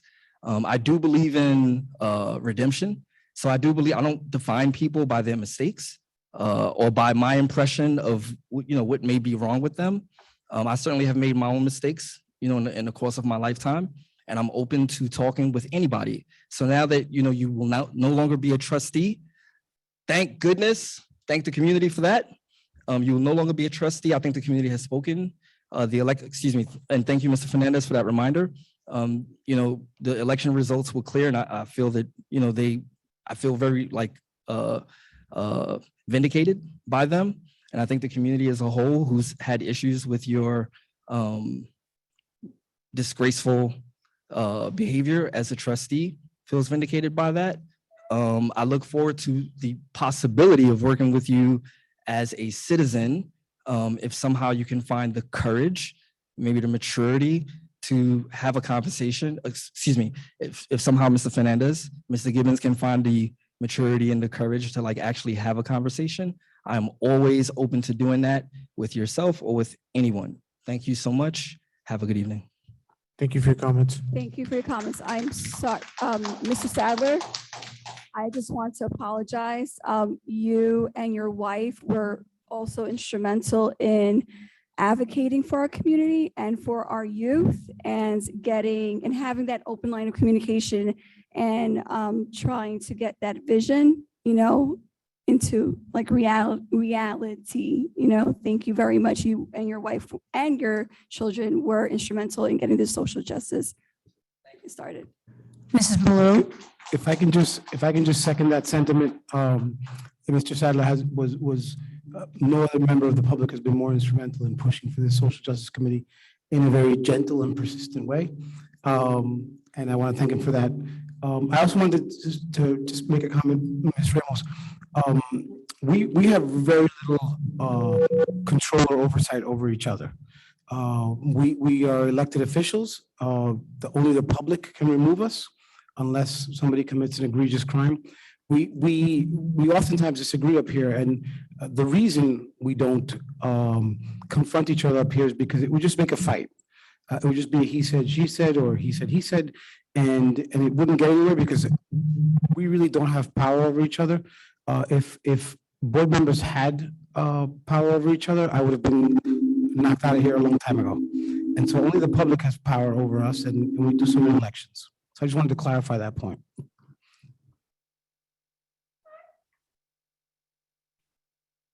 Good evening. Just a fast comment to that, Dr. Martinez. You should have seen board meetings years ago.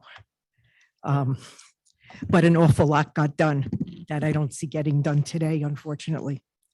I'm going to read pretty much a statement.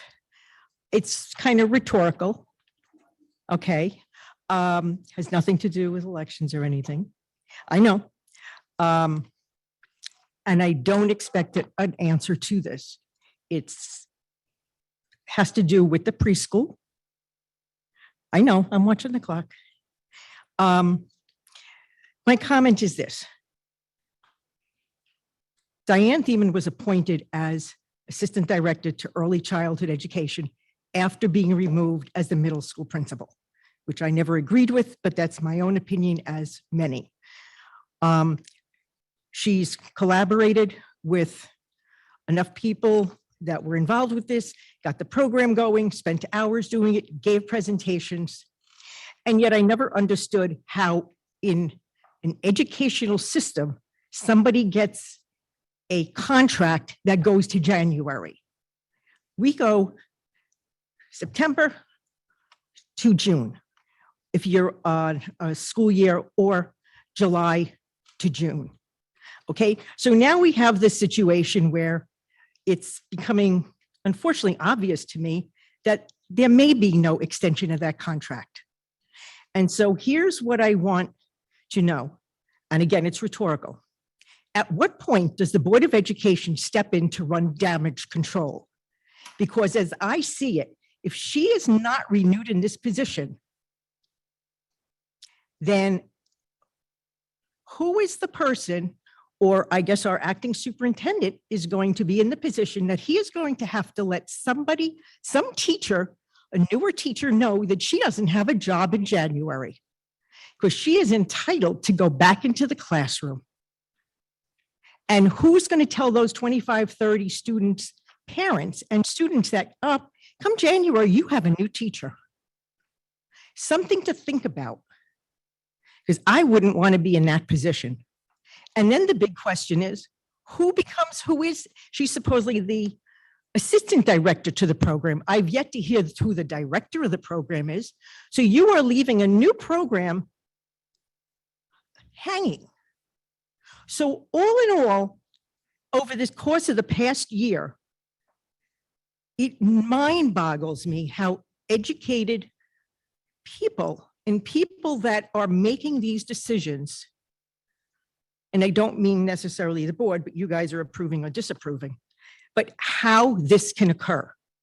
So the upshot is you basically are going to lose the person that's been instrumental right now with feet on the ground, getting this program up and running. You're going to be losing some poor new teacher is going to get told she's gone because Diane Thiemann has every right to be back in the classroom if that's where it takes her. And then you're going to have a classroom of children that are disrupted. Does that make any sense? In my mind, it does not. And again, a lot of times I find here, you're making decisions, but you don't look the big picture. All you're looking is this narrow little section. That's got to change. And second of all, we're talking about space. We're talking about a preschool program that we'd like to bring in. That's great. It's all well and good. We need it. However, as Mr. Cathcart alluded to, we are looking at a major increase in student population. And so I want to throw something out there. Middle school. We have a whatever the term is, track. It's not up to whatever standards it's supposed to be, I guess, competition or what have you. I'm not a track person. Think about putting a new building on that spot, even though I'm going to hate looking out my kitchen window at it, but put a new building there. You can share if you have to, the gym, the common, auditorium, this, but you have a dedicated building. So the kids are separated more than they are. It gives us a ton more space and it's something to think about. And Mr. Cathcart, okay. For Mr. Cathcart, good luck working with Mr. Ochab on where we're standing, because I hope the public, at least the parent public, has some input in what happens as we move forward through this mess, because we certainly didn't have any input on the master plan. Thank you. Mr. Blumenthal?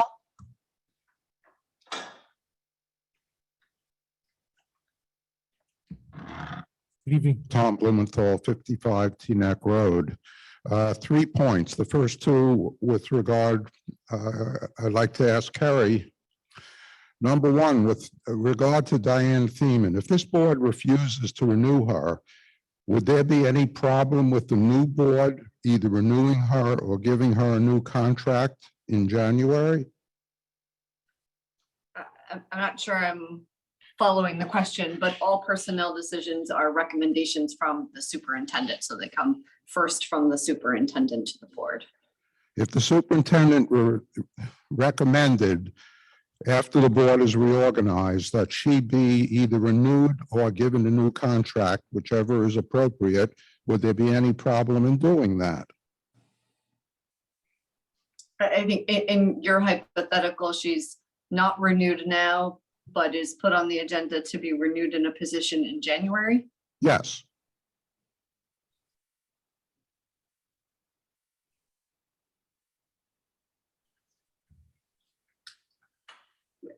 Excuse me, can I interrupt for a second?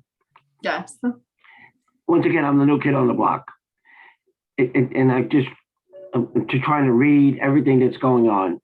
And one of the things is that a position is ending by previous board resolution, December 31st.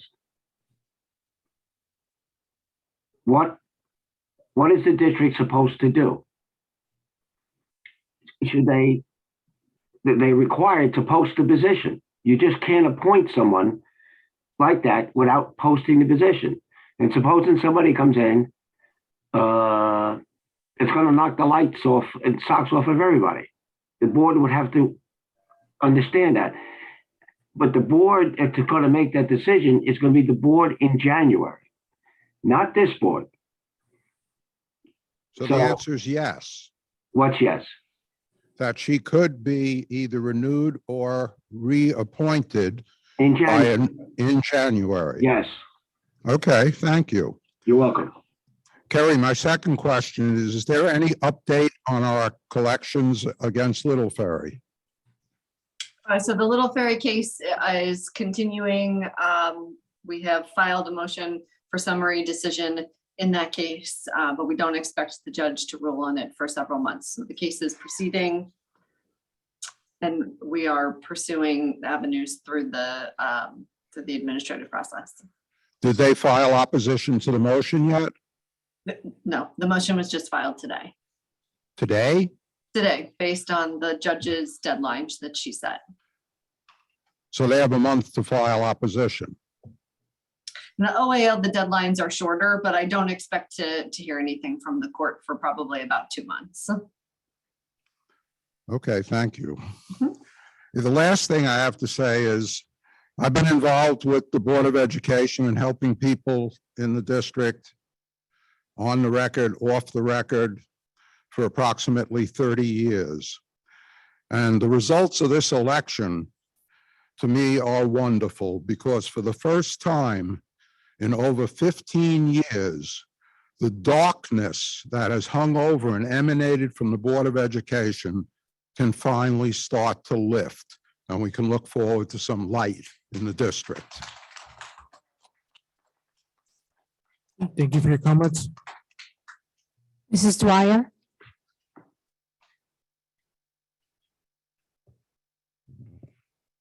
Hi, good evening.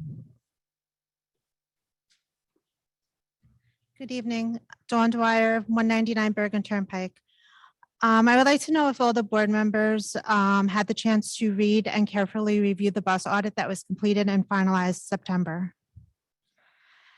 I would like to know if the Board of Education is going to take the findings to the Bergen County Prosecutor's Office to prosecute the former busing coordinator for endangering the welfare of our children and for having buses on the road that are unsafe with staff who have been out of compliance with training and testing. I was appalled that our busing inspection failure rate was 64% with an initial pass rate of only 18%, while our neighboring district showed a failure rate of 0 to 27% and a pass rate of 73 to 83%. Personnel files show training has not been repeated since August of 2018, and also notes that the special needs training is supposed to be given to all drivers and monitors before they begin their duties. Biennial physical exams were missing as well. Upon interview of 2 experienced drivers, they confirmed that random drug and alcohol testing were not being conducted, and when they were asked about the annual safety training that is supposed to cover 10 state stipulated safety topics, 2 of the drivers reported they had about an hour-long session that centered around timesheets and fueling procedures, which, might I add, were also topics within the report. I consider bringing that attention to that as well, as that affects our tax dollars, but I'm more concerned with the safety and welfare of our children and community. I also researched the accident that was not reported to the state as required. In the state police report, the driver of the Richfield Park school bus stated, "It is my fault. I backed up trying to go right." The findings of the investigation revealed that both vehicles were traveling on the New Jersey Turnpike and Route 80 roadway in the area of milepost 118.3 in Richfield Park, when the Richfield Park school bus was backing unsafely on an active roadway, attempting to do an unsafe lane change, when the vehicle was subsequently impacted in the rear. No injuries were reported, but my understanding a few years ago, I apologize, I do not have any detailed dates and agenda items, but my understanding is that the board passed a resolution to place GPS monitoring on the buses. I know I brought up at several board meetings about the parents having tracking access to the bus that their child is on. Is there any progress or intention of placing this on our buses?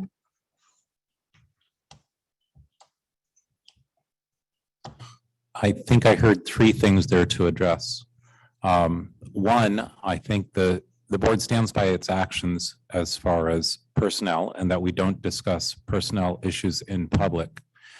Two, I'll borrow a line from Mr. Egan that although we're not looking back, we are looking forward.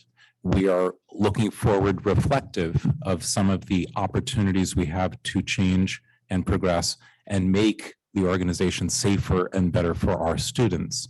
And number three, Mr. Egan has brought some solutions to our attention that we will be paying attention to and look forward to sharing with the learning community as far as transportation and ensuring things are safer and better for our students. So Mr. Kilmary is no longer the busing coordinator and he's no longer active personnel. So you can't tell me whether you're going to take action against him. He's no longer personnel. That would be a discussion with Mr. Egan and Mrs. Grabstein and the rest of the board. That I do not have an answer for that at this time. Okay. I would like to know, so I have part of my question answered, but so Mr. Egan, do you have any intentions of bringing the former busing coordinator to the prosecutor's office? Hello, can you hear me? I don't want to look back, I'm going to look forward. As far as what all this happened with the prior coordinator, once again, I don't have this in writing, but this is what's been told to me, that it was already sent to the prosecutor's office. And I don't know if that's true or not, but I will look into it. And Okay, I appreciate that. no, as long as I have you there with this, I would like to say something. I had the problems earlier talking, and it wasn't the tech people, it was my computer. And I corrected that. What I want to do is set up a meeting right here in this building in the future, which I've done in my other districts, is like meet the monitor, where I can talk to people about their concerns and be more free in what my recommendations are going to be going forward.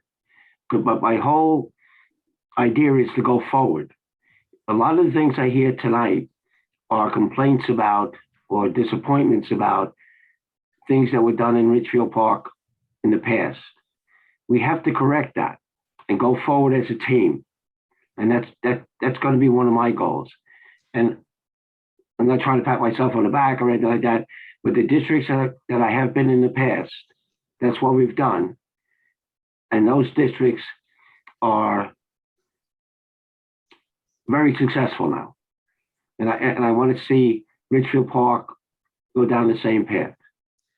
I've already made contact with the borough officials and with the to go and to find properties where we can expand without excessive expenses to the taxpayers. And also that by getting additional space, we can address the preschool. So I think I want to get that message out to the public. I'll work with the superintendent to set up a date. And everybody be invited. The board can be invited, public, and I'll answer all questions and I'll have more of an opportunity to express my goals and processes to make Richfield Park whole again. Thank you.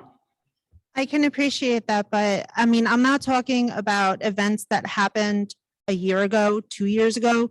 This is September, 2 months ago. I just got here in October. Would you give me a break? Give me a little time. Well, thank you, Miss, for your comments. Thank you. Thank you. Mrs. Pasiak, I'm sorry if I butchered that.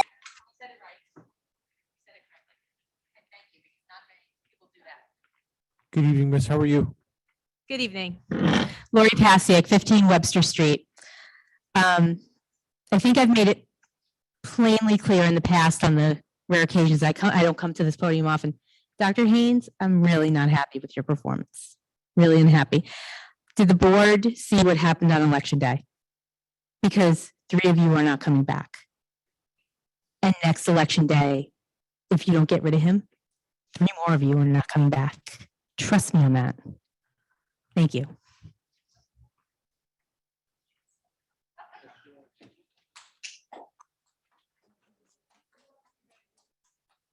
Mr. Raftery?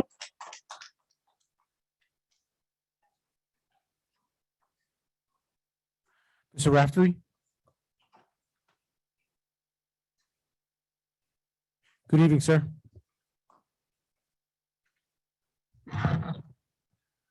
I won't waste anyone's time. Like the state monitor, I am looking at moving forward. I had a short discussion with President Fernandez at the end of last month's meeting, where I suggested we put transportation on a committee. Mr. Fernandez agreed with that. That would build for the problem we had with transportation is nobody understood what was going on from the top down. And that's understandable. So if you had transportation on a committee, you would have a much closer relationship there and better oversight as to exactly what was going on. I'd like to see that in January, whatever. In regards to the pre-K, Ms. McNeil used the 4-letter word again, plan. And I don't know what everybody else on the board is learning. I hope you are learning from them. They are professional business women. There should be a plan for everything. And your plan is not for tomorrow. Your plan is for down the road. Pre-K presents its own problem because it's money being given away by the state and they hold you to a very short deadline. So perhaps they need a separate meeting on pre-K where the questions and stuff can be discussed in a little greater detail without having to hold up the whole meeting. Because it is still my feeling that we are screwing a whole generation of kids, ignoring them as we work on pre-K and whatever. We are not addressing education with our children, and I think we can do that if we allot the time. But that would take the board looking at what their setup is, how they can operate more efficiently and get better results. Thank you. Thank you for your comments.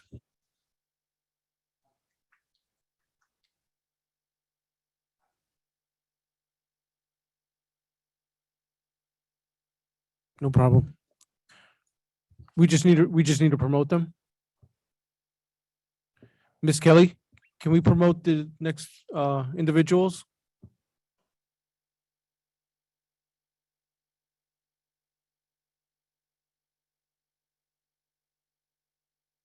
Good evening. Hi, Sharon Ramirez, 205 Overpeck Avenue. First, I actually just wanted to say, I know that there's a change in board coming in January.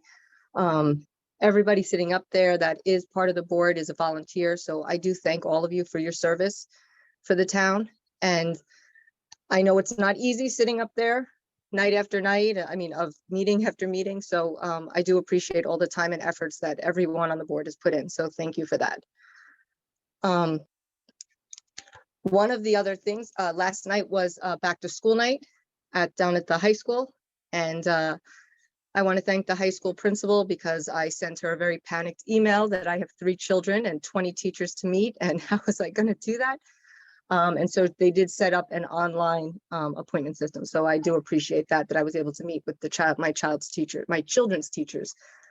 So thank you to that. I'm bringing up the pre-K program. And what's really having me upset is that we were lied to by Dr. Haynes. We removed Mrs. Thiemann from the middle school because he said early childhood is the utmost importance to him. And I got up at board meeting after board meeting explaining all different facets of early childhood, since that is my expertise for over 23 years. We do not need a middle school principal. We need somebody in charge of the pre-K program, And if we are not renewing Mrs. Thiemann, it was a lie. You lied to us. You don't care about the social emotional well-being of our 7th and 8th graders. You don't care now about the social emotional well-being of the pre-K program or the pre-K teachers or the pre-K staff by not, if in fact she is not renewed. As much as I do appreciate the high school principal in efforts that she's made, and she always responds to my emails, the 7th and 8th grade is lacking. My daughter is in 7th grade. She is not receiving the care and attention that she was receiving from that Mrs. Thiemann gave my other daughter.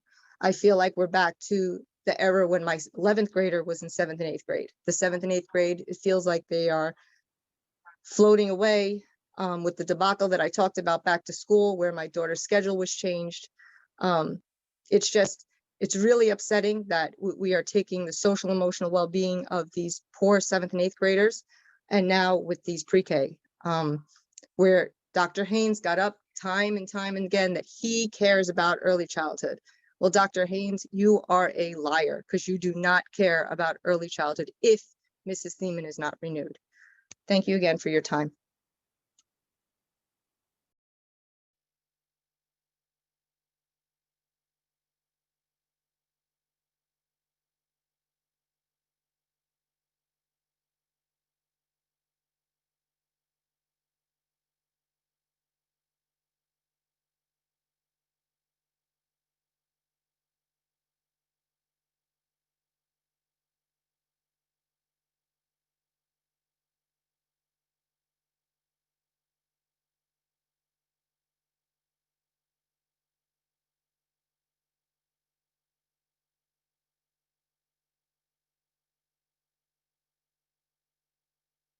Were you able to hear me?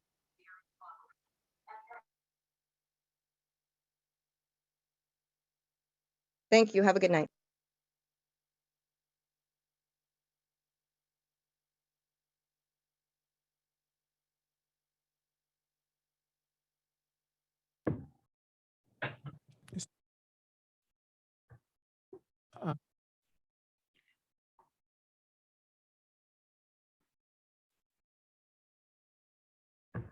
Okay. Oh, I'm sorry. Okay. Please, I just need you to put your name down, please.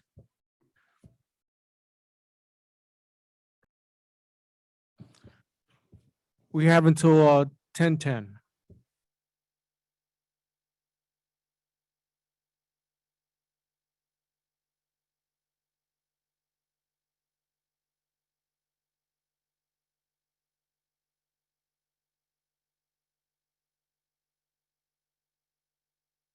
Good evening, miss. How are you?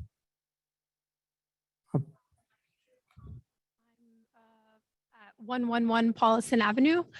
I'm the director at the co-op, and I just came up here to clarify a few things in regards to, thank you, sorry, I'm a little nervous.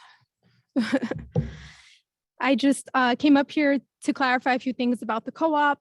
I just want to clarify that the co-op is fully committed to continuing our partnership with the district and has already started the process of looking for additional spaces within our area. I have already submitted the required paperwork through the state and for our expansion as well as our courtesy visits. They are in the process of doing this for us. I just want to say that the co-op and myself and my teachers and my kids are extremely pleased with our relationship with the district and especially with Ms. Thiemann. She is consistently available to us whenever we need and has been a vital part of getting this program running. And I really appreciate that from her and the board for allowing us to be the, I guess, first universal pre-K expansion program in the district. And as far as plans go, the co-op does have a plan. So if anyone of the board is interested in learning about our plan, please feel free to reach out to me. I am available via email all the time, and I look forward to answering any questions the board might have. And that's it. Thank That's you all I so have much to for your say. comments. Thank you. Okay, I would just like to make a comment, and I'm sorry I missed your name of the director. I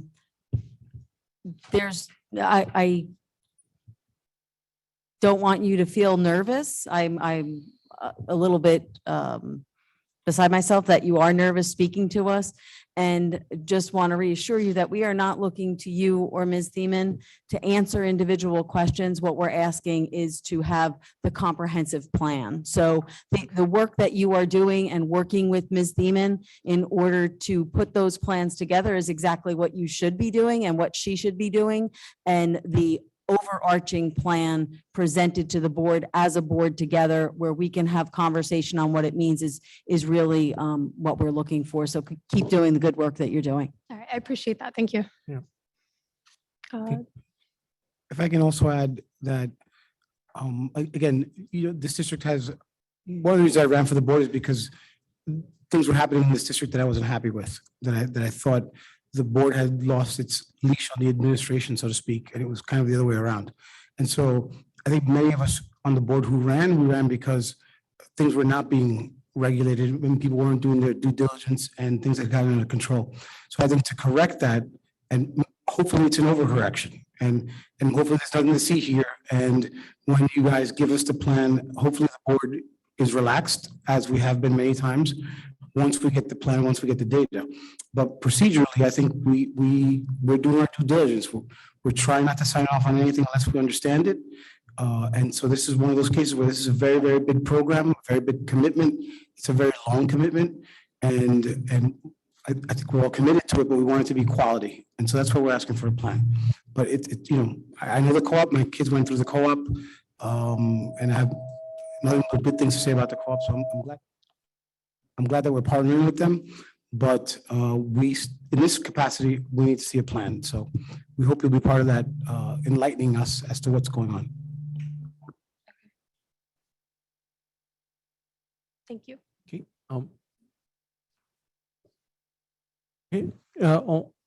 Before we close out of public comment on off agenda items, I just want to make a statement that because this contract renewal is not on the agenda, is not anything to do with personnel.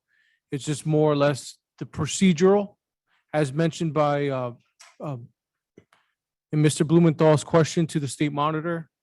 It's the guidance we've been given. Yep, moving on to new business. Faculties and programs, Trustee Rodriguez.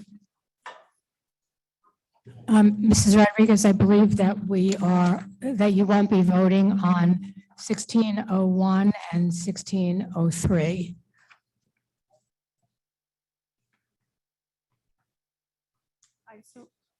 I so move 1602. Are there any questions on faculty and programs, 16.02? Did we have a Carrie, you need a second? motion to, A second.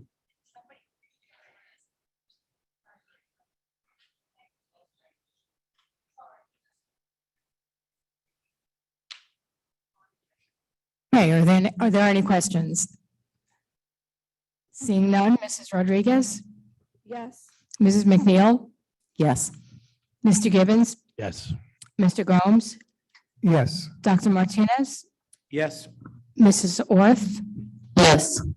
Mr. Cathcart, yes. and President Fernandez. Yes. Motion passes. Yeah, moving on to consent, new business on consent, Trustee Orth.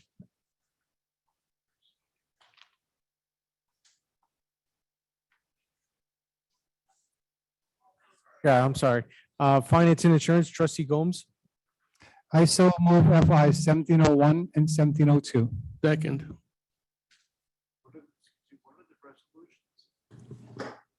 Are there any questions on 17.01 to 17.02?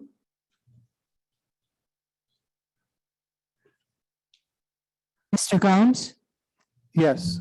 Mr. Cathcart, Yes. Yes. Mrs. McNeil, Yes. Dr. Martinez, Yes. Mrs. Orth, Yes. Mrs. Rodriguez, Yes. and President Fernandez. Yes, Motion passed. sorry. Consent agenda, trustee Orth? I so move. I second. 1801. I second. Are there any questions on the consent agenda, new business 18.01? Seeing none, Mrs. Orth, Yes. Mr. Cathcart, Yes. Mr. Gibbons, Yes. Mr. Gomes, Yes. Mrs. McNeil, Yes. Dr. Martinez, Yes. Mrs. Rodriguez, Yes. and President Fernandez. Yes. Motion passes. Personnel, trustee Gibbons? I so move new business personnel 1901 to 1904. Seconded. Dr. Haynes, can you just comment on the extra compensation? I'm not sure what that refers to.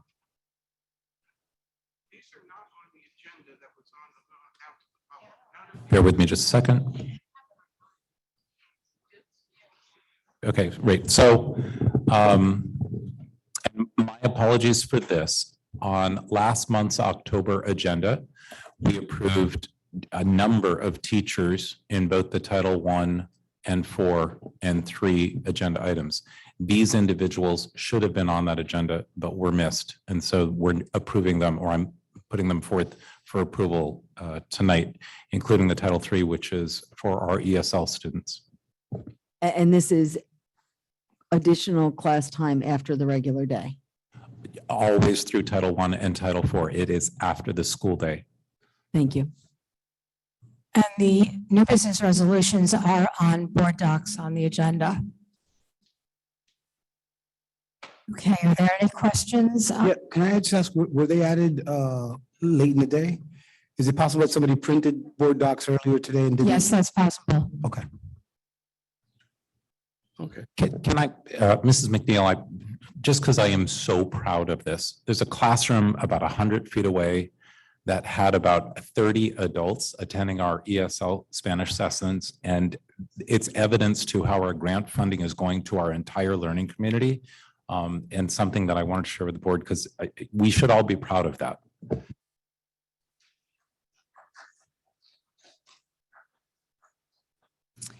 Okay, any questions on personnel 19.01 to 19.04? Seeing none, Mr. Gibbons, Yes. Mr. Cathcart, Yes. Mr. Gomes, Yes. Mrs. McNeil, Yes. Dr. Martinez, Yes. Mrs. Orth, Yes. Mrs. Rodriguez, and President Fernandez. Yes. Motion's passed. Make a motion to adjourn? Make a motion, we adjourn. Do we have a second? Second. Good.